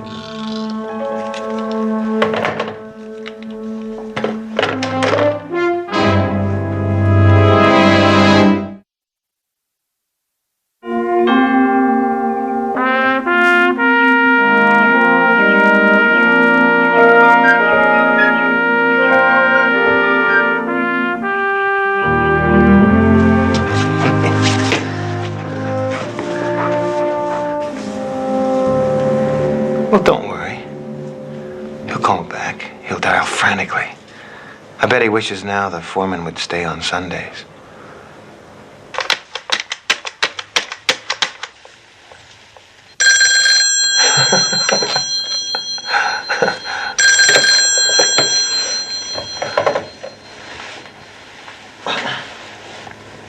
Barnaby, he wants you to come alone. Do what Howard says, Barnaby. Lee, if you harm her in any way, She's just leverage. It's you I want. Like I said, you and I, face to face. I'll be out. I'll be there in 40 minutes. Don't you hurt her. No mistakes, Barnaby. No tricks. Just remember, I can see in all directions out here. No innocent pickup trucks cruising by or horse vans. And if a helicopter just happens to fly over, well, I'm not sure what I might do. It might make me think you were going back on your word.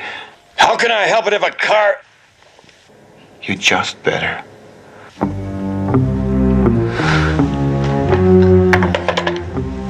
Hang up now, dear. Barnaby, don't worry about me.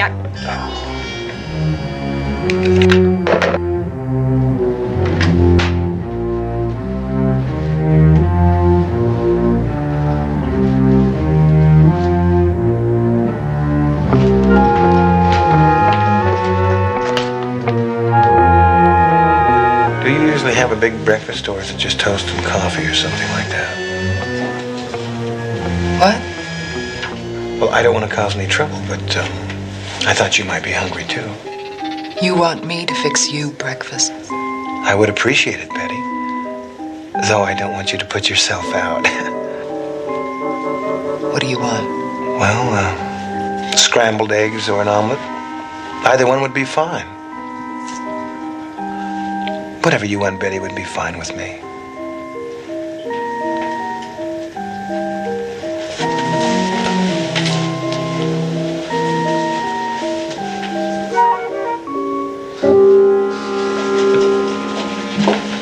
Would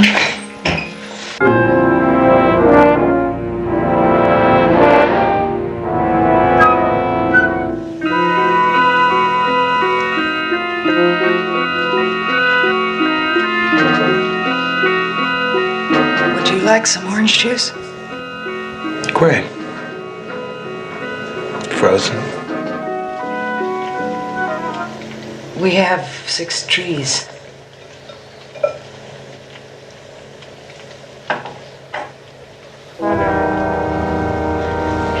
Must be nice to have fresh orange juice anytime you want.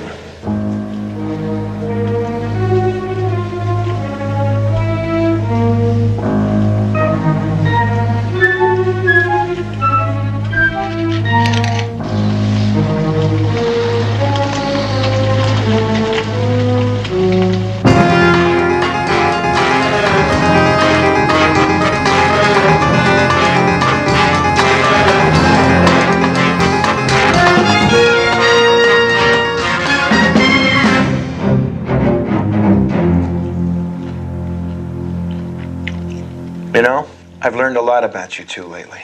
I've learned a lot. What gets me is how you can stand it. I know the hours you put in, alone in the same room with him, all the time, every day. Barnaby? Yeah. He likes to boss you around a lot. I know him. I know what he can be like.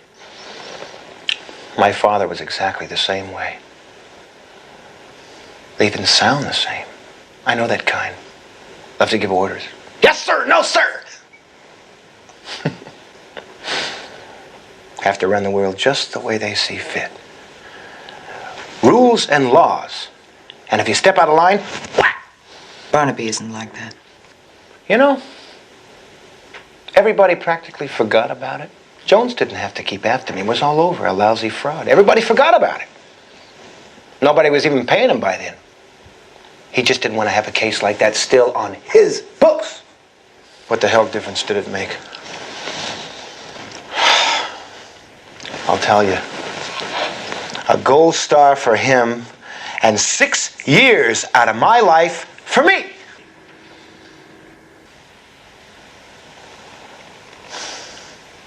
She'd just been born, too. I knew my daughter 6 lousy months before Jones butt in. Once a week. That's how many times they let me see her. A couple of lousy hours a week. But Barnaby Jones, boy. He thinks he's God Almighty.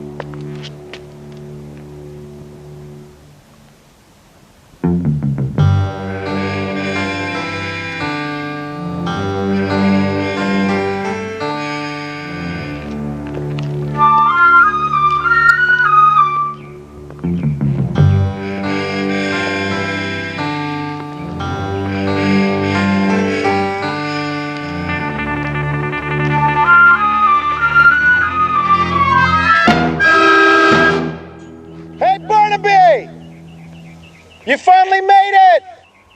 Where is she? Where's Betty? What have you done to her? Nothing! She's just fine! She's in the ring! Why don't you see for yourself?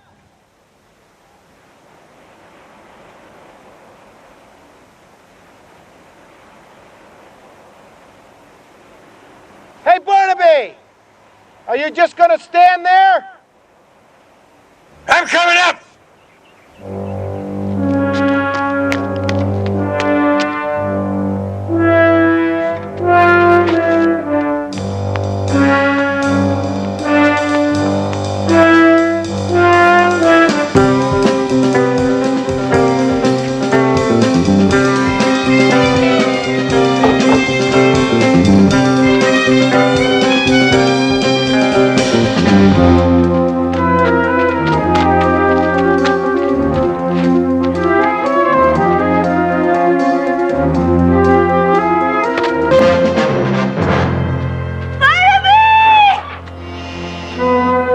Hold it, Barnaby!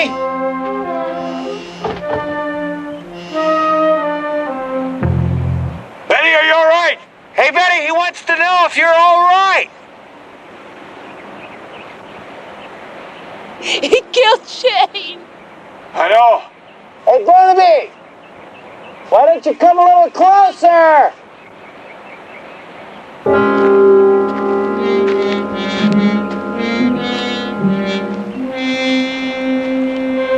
Hey, Barnaby! What's the best thing in your life? She is. Good!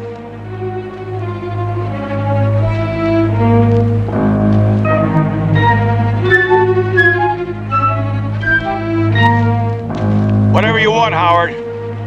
Just say it.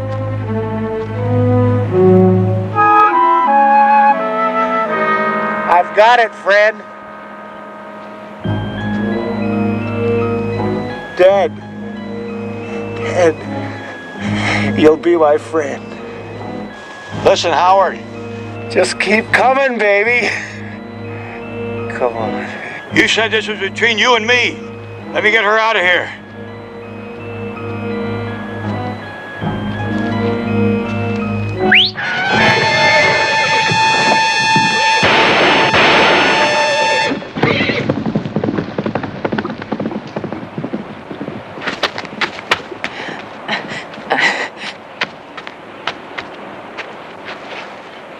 Barnaby.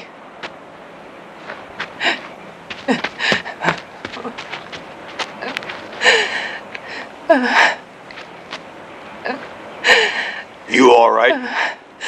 I will be. You? Soon.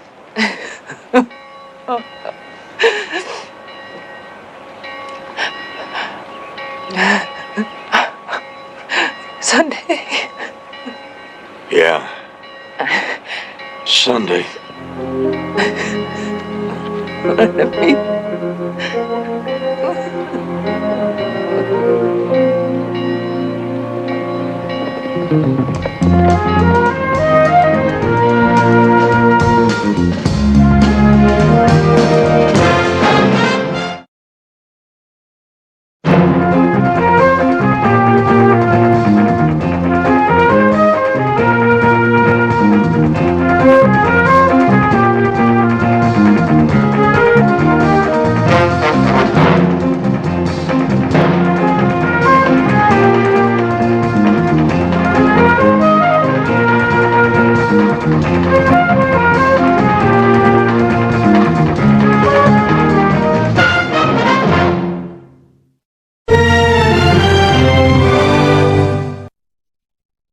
Nowshin sir posting costing done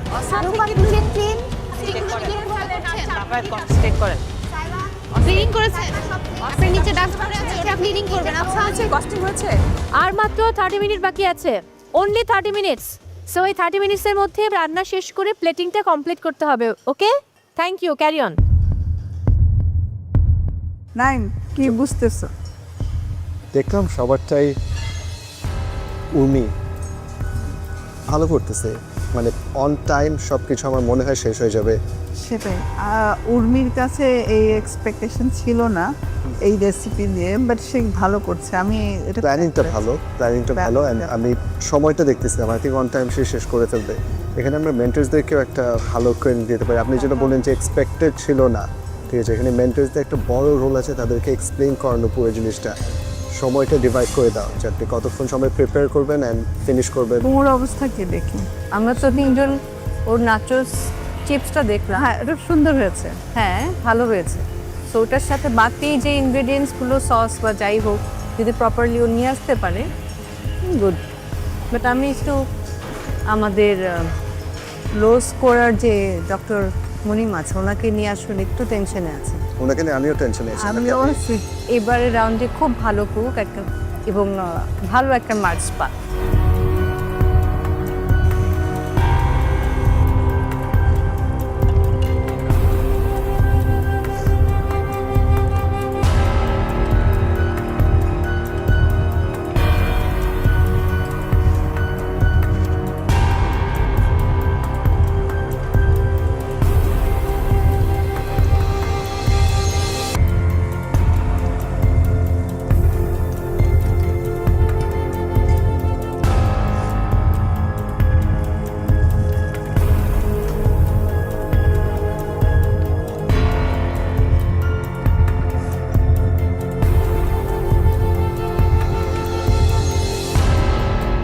participants আর মাত্র 10 minute সময় বাকি আছে। এর মধ্যে anyhow আপনাদের ফুল plating complete করতে হবে। আর আজকে আপনাদের কাছ থেকে আমরা চমৎকার প্লেটিং দেখতে চাই। ওকে?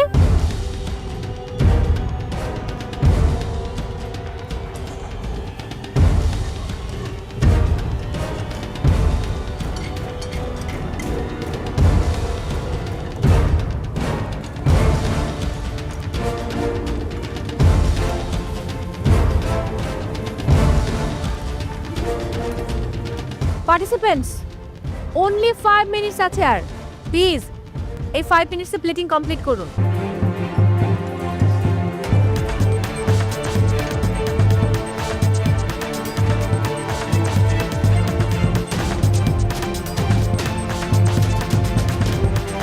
only 48 seconds.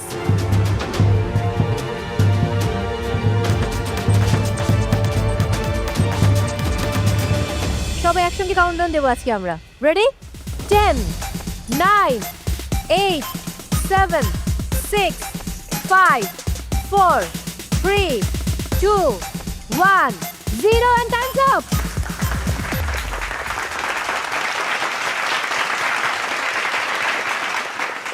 ওকে 2 ঘন্টা শেষ, তার মানে আপনাদের কুকিং টাইম শেষ। এবার দেওয়া হচ্ছে 15 মিনিট, যার মধ্যে আপনাদের কস্টিং কমপ্লিট করতে হবে, একই সাথে কিচেন ক্লিন করতে হবে এবং সেই সময় শুরু হচ্ছে এখন।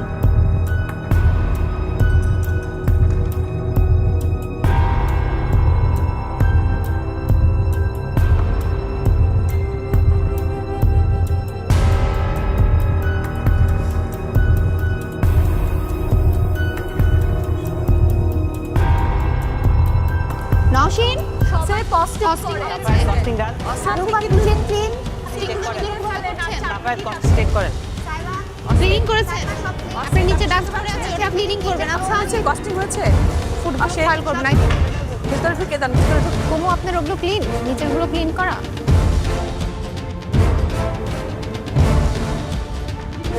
কাউন্টডাউন দিচ্ছি 10 9 8 7 6 5 4 3 2 1 0 and time's up.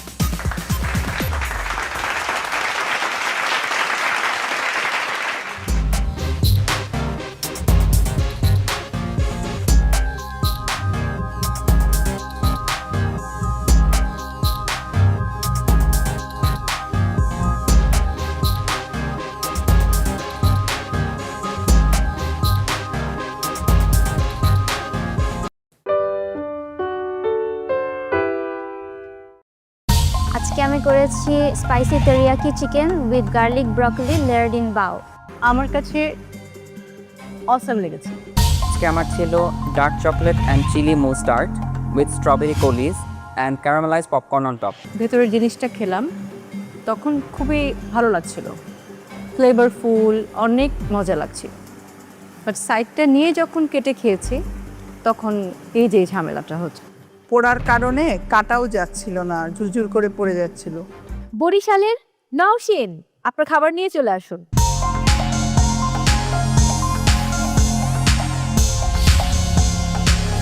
আজকে আমি করেছি spicy teriyaki chicken with garlic broccoli layered in বাও।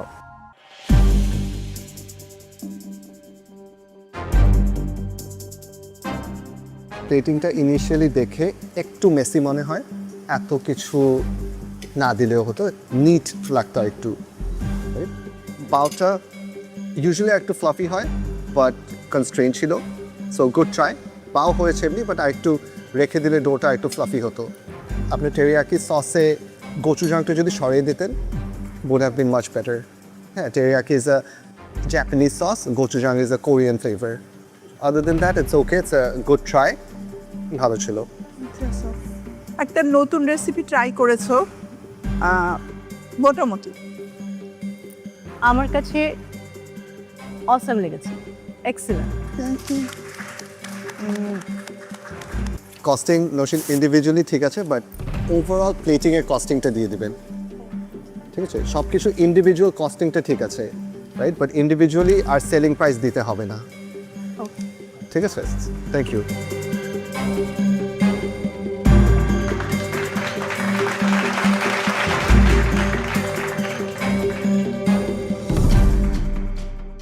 এবারে আজকের দিনটি যার জন্য do or die, doctor Munim ফরিদপুরের, চলে আসুন আপনার খাবার নিয়ে।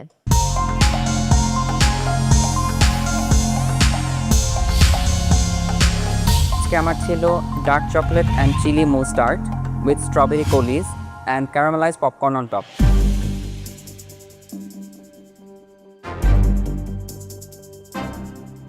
এটাতে কি প্রবলেম? ভেঙে যাচ্ছে। এই কালারটা আসলো কিভাবে? Cocoa powder. কালো রংটা কিভাবে এসেছে? একটু কি বার্ন হয়েছে? আপনি একটাও খেয়ে একটা টোটাল আমি খেয়েছি। একটা টোটাল খেয়েছেন, কোনো বার্ন কিছু পাননি? বার্ন হয়ে গেছে। যাই হোক, আমি এই যে এইটুকু আমি একটু আলাদা করে রেখেছি, যেটা আমার কাছে মনে হচ্ছে পুড়ে গেছে। আচ্ছা, অ্যান্ড আমি যদি স্মেল করি এটা, আপনার মেন্টার্সকে? মেন্টার নাদিয়া নাতাশা। নাদিয়া নাতাশা আপু, উনি তো বেকিং মাস্টার। নাদিয়া নাতাশা আপু, আপনি একটু আসবেন প্লিজ। আমি না একটা গন্ধ পেয়েছিলাম, পোড়া গন্ধ, এইটাই সেইটা। নাদিয়া আপনি কি ট্রাই করে দেখবেন? ফুলি বার, ফুললি বার্ন কমপ্লিট। এটা ফুলি বার একবার বেক করেছিল, উনি বুঝতে পেরেছিল না যেটা আসলে বেক হয়েছে, কিন্তু উনি আবার বেক করেছে। মানে যেহেতু এটা ডার্ক, উনি মেবি বুঝতে পারেন, ওনার কাছে মনে হয়েছে একটু হবে বার্ন হয়ে গেছে। আপনি যখন এটা নিয়ে যাবেন, টপ পার্টটা একটু ট্রাই করে দেখেন, ইটস কমপ্লিটলি বার্ন, তিতা, ইটস ভেরি আনফর্চুনেট। আজকে আপনাকে অনেক ভালো করতে হতো, অ্যান্ড আজকে লাক আপনাকে ফেভার করছে না। সাইডের পার্টটা ছাড়া আমি জাস্ট উপরের পপকর্ন সহ ভেতরের জিনিসটা খেলাম, তখন খুবই ভালো লাগছিল, ফ্লেভারফুল, অনেক মজা লাগছিল। বাট সাইডটা নিয়ে যখন কেটে খেয়েছি, তখন এই যে ঝামেলাটা হচ্ছে। পোড়ার কারণে কাটাও যাচ্ছিল না, ঝুরঝুর করে পড়ে যাচ্ছিল, আর আদারওয়াইজ দেখতে ভালো ছিল। Costing is okay Munim, costing ঠিক আছে, অ্যান্ড ভেরি নিটলি ডান, ভালো হয়েছে।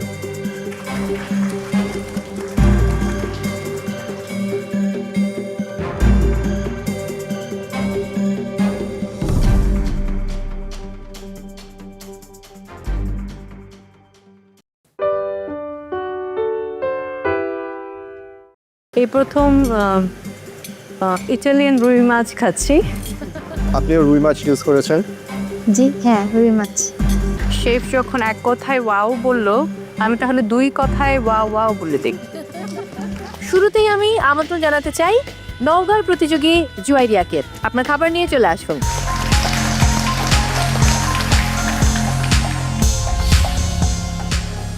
Hello guys, hello. আমার কুইজিন ছিল ইটালিয়ান, অ্যান্ড আমি বানিয়েছি ওরাটা আল কাটাসিও।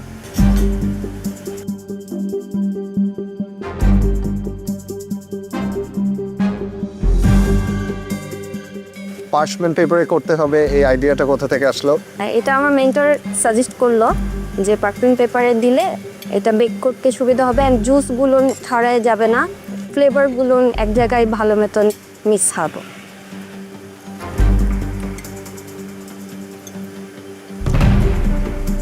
সোয়াইডিয়া, এখানে কি কি হার্বস দিয়েছো? এখানে আমি ফ্রেশ অনেক কয়টা হার্ব ইউজ করেছি, রোজমেরি, থাইম, অ্যান্ড আমি পার্সলি খুঁজেছি, বাট ওই সময় ছিল না, দ্যাটস ওয়াই পার্সলি দেওয়া হয় নাই।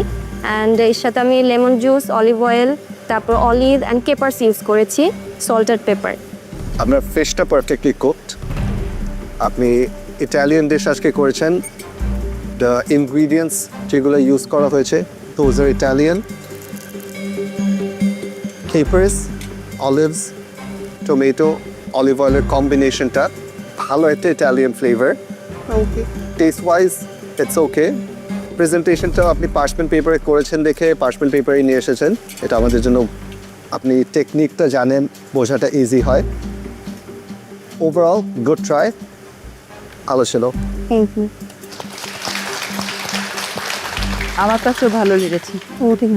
এই প্রথম ইটালিয়ান রুই মাছ খাচ্ছি। প্রত্যেকটাই ইনগ্রেডিয়েন্টস যা যা আপনি দিয়েছেন সবগুলি টেস্ট পাচ্ছিলাম। সব কিছু মিক্স করে যখন মুখে দিচ্ছি দেন ইটস লাইক মানে ওয়াও একটা ফিলিং। Thank you. কস্টিংটা পারফেক্টলি করা হয়নি। বারবার বলেছি যে যা ইনগ্রিডিয়েন্টস আপনি ইউজ করছেন অ্যাজ আ হোল পুরাটা দিতে, ওটা বানাতে কত খরচ হয়েছে অ্যান্ড ওটাকে আপনি কত টাকায় সেল করতে চাচ্ছেন। থ্যাংক ইউ জুয়ারিয়া, খাবারটা নিয়ে যাবেন।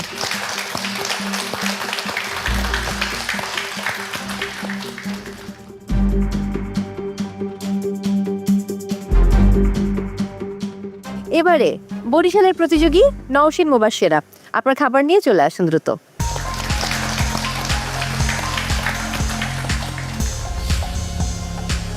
হ্যালো ম্যাম, আমি বানিয়েছি হচ্ছে থাই স্টিমড ফিশ, নাম হচ্ছে প্লা না মানাও।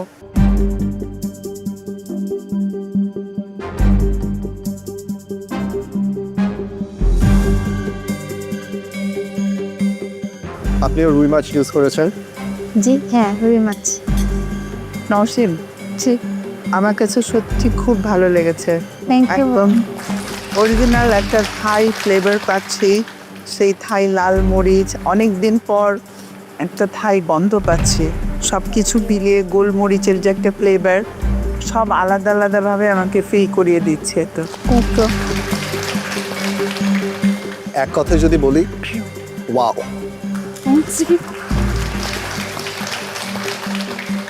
Beautiful balance of flavor. Steamed fish যে করেছেন, again cooked to perfection. This is a Thai dish and it reminds me of Thailand. Beautiful. That's a great compliment for me. Chef যখন এক কথায় wow বললো, আমি তাহলে দুই কথায় ওয়াও ওয়াও বলে দিই। Thank you. Again, overall ঠিক আছে, আপনার selling price is okay compare to the cost price. Just একটু নিটভাবে সুন্দর করে যাতে বোঝা যায় রাইসটাকে অ্যাড করে, রাইস অ্যাড মানে দুইটা একসাথে অ্যাড করে, একসাথে, বিকজ একসাথে সার্ভ করছেন তো টোটাল ওভারঅল তার খরচ দিয়ে দিয়ে। Thank you, very nice. Thank you sir. Well done Nowshin. Thank you. Chef আমার ডিশ দেখে বললো যে এটা আমি এক্সপ্লেন না করলেও সে বুঝতে পেরেছে যে এটা থাই কুইজিন, অ্যান্ড এটা আমার জন্য অনেক বড় একটা কমপ্লিমেন্ট। আমি খুবই খুশি হয়েছি এটা শুনে।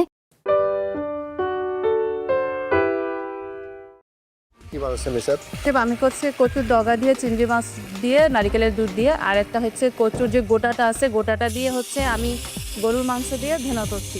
আমি আজকে করছি মানকচু দিয়ে, ইলিশ মাছ দিয়ে, একটু নারকেল দিয়ে ঝোল করছি, যেহেতু আমাদের দেশি স্টাইলে আমার মায়ের হাতের রান্না এটা।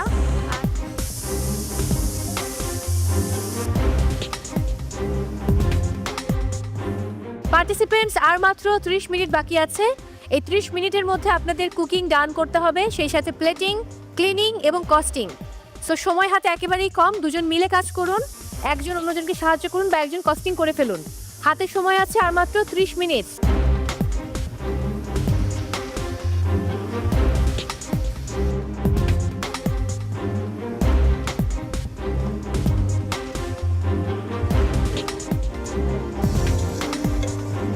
আজকের আমাদের মেইন ইনগ্রেডিয়েন্টস ছিল হচ্ছে কচুর মুখ, মানকচুর মুখ আর মানকচুর ডাঁটা। তো আমরা মানকচুর ডাঁটাটা দিয়ে একটা হচ্ছে চিংড়ি মাছের টক করছি, আর হচ্ছে মানকচুর যে মুখটা আছে ওটা দিয়ে আমরা ইলিশ মাছের একটা কারি বানাচ্ছি।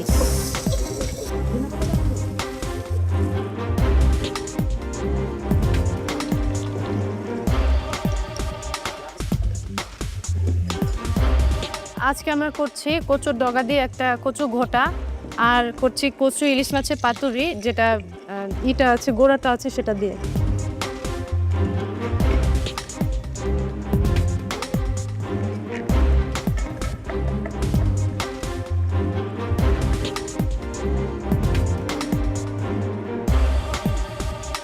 আমি আজকে করছি মানকচু দিয়ে ইলিশ মাছ দিয়ে একটু নারকেল দিয়ে ঝোল করছি, যেহেতু আমাদের দেশি স্টাইলে আমার মায়ের হাতের রান্না এটা। আর করছি কচু ডাটা দিয়ে হচ্ছে চিংড়ি মাছ দিয়ে একটা ভুনা করব ডাল দিয়ে। দেখি আমার হাতের রান্না কেমন আনতে পারি। না আচ্ছা ঠিক আছে, আটাটা দাও।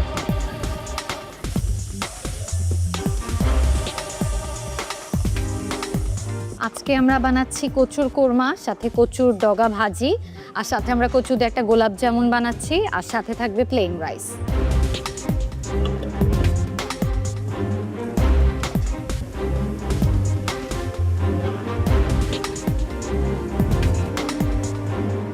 লেবু একটা 5 টাকা।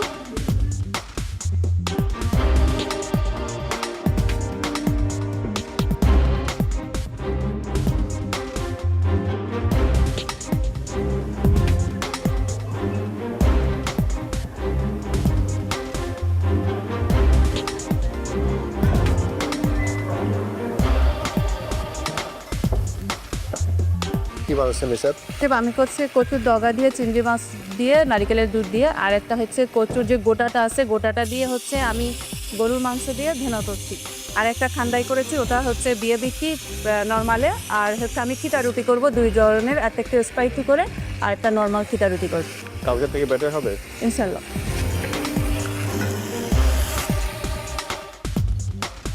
সেই জ্যোতি কি রেসিপি আজকে? আজকে আমার যে কচুর যে রুটটা ছিল ওইটা দিয়ে হচ্ছে একটা ইলিশ মাছের ওইটা দিয়ে একটা কারি করেছি, আর যে গ্রিন পার্টটা ছিল ওইটাকে আমরা পেস্ট করে একটা টক ফ্লেভার দিয়ে চিংড়ি দিয়ে একটা সেমি গ্রেভির মতো করেছি, আর সাথে হচ্ছে আদা ভাত, একটু পেঁয়াজ মরিচ ভর্তা। Good luck.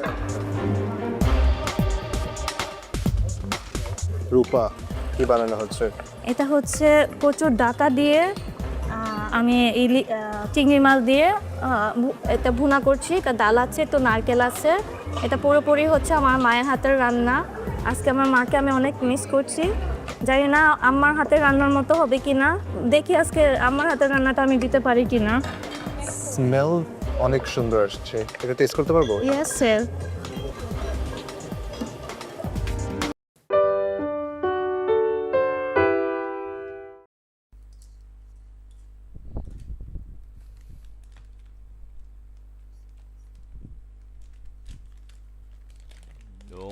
Lung.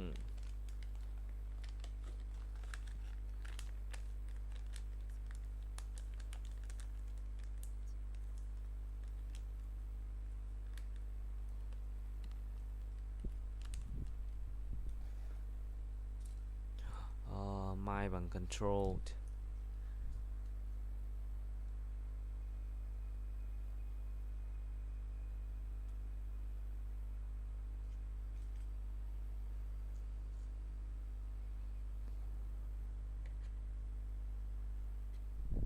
Gì vậy?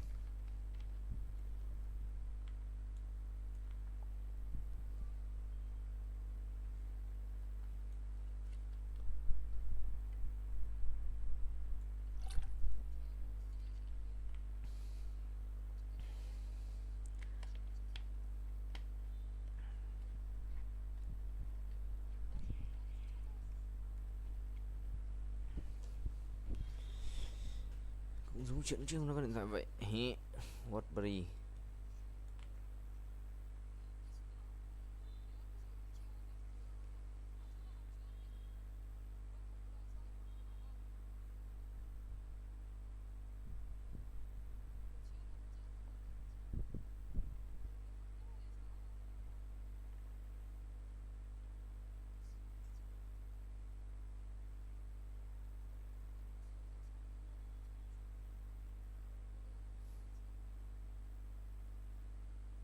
Hồn đê.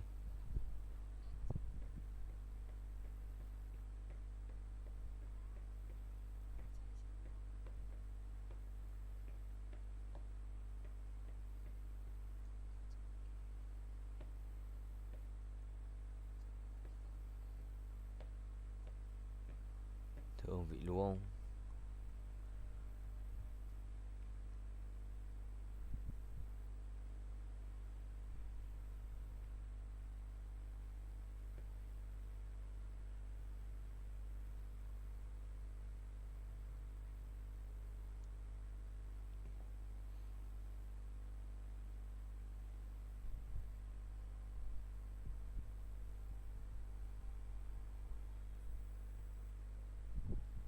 Wildberry.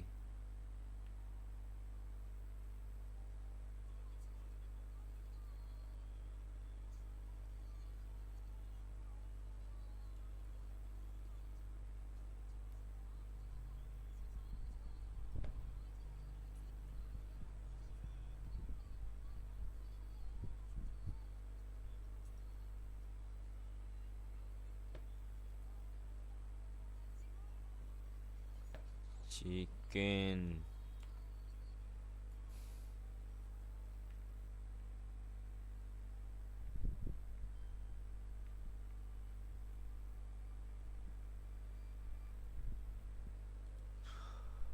Wildberry phim show đẳng cấp. Ken đứng thứ nhất này.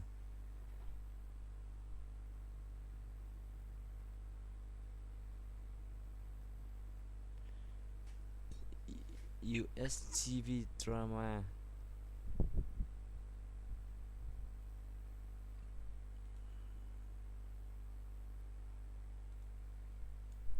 Let's đánh cờ. Đã là 2 giờ rồi. Đã từ rất lâu rồi.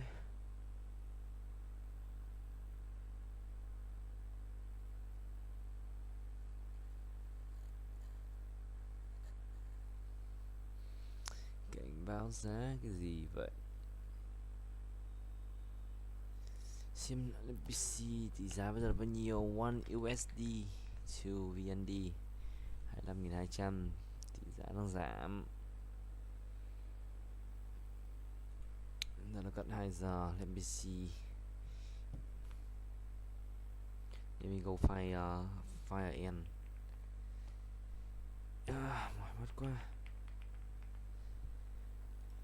Fire end. Truy cập ngay.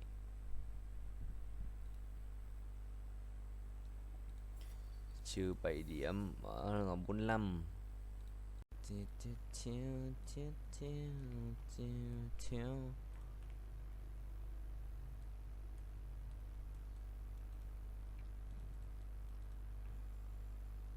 Tiên linh can trường. Thời không pháp sư. Học giả, thường học giả, thiếu học giả. Đồn cái đó đi. Đồn cái đó đi. Đồn cái đó đi. Nó xám ấy nhỉ?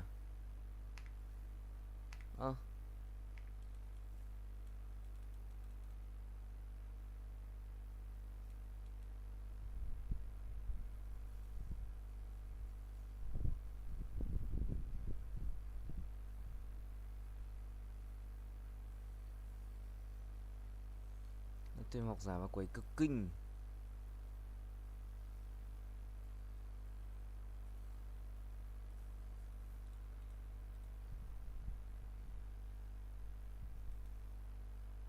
Người Nhật trừ biệt Serat đi, nguyên luôn. Không có Serat. Giảm hưu, giảm hưu. Không nhận Bria, 5 tiền, 5 tiền, 5 tiền, 5 tiền. Holy shit. Holy shit, này túc con này vậy.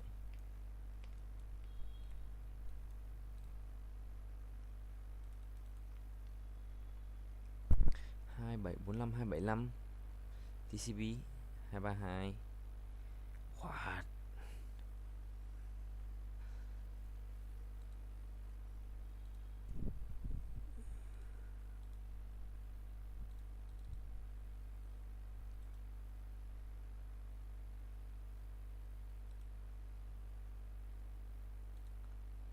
Ngành nghề.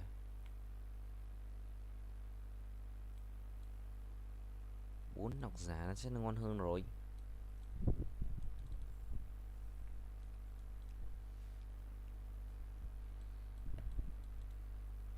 thay con này bằng con Rakan ấy. Mình kích tên lim rồi. Nhân 9 nhất thêm con đấy vào xong.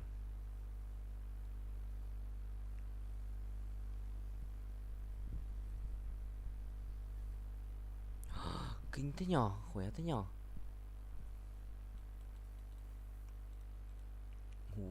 Lụn tô một không? 4 này thì con Rakan. Đánh chết thêm con này vào. Kinh đấy. Chiến binh mình ngột căn trường con này kích 2 hệ mà. Mà có một cái rút đồ à?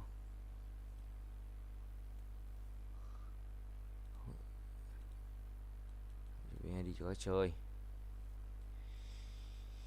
Chẳng cần xinh xắn như lúc anh cười đâu.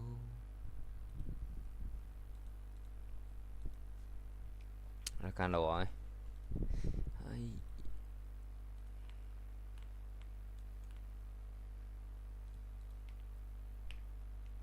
Fire end.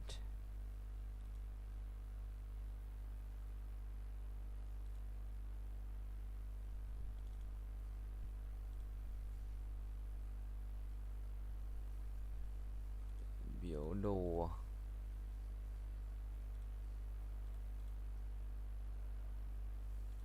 Oh my god. Ây, mình khỏe vậy.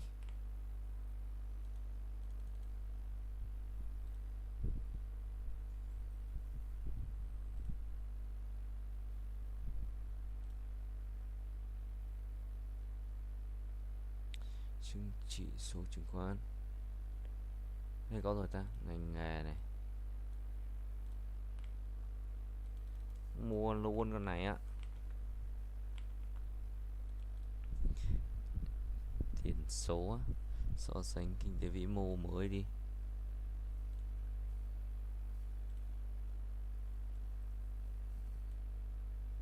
Biểu đồ kỹ thuật là chứng khoán real time.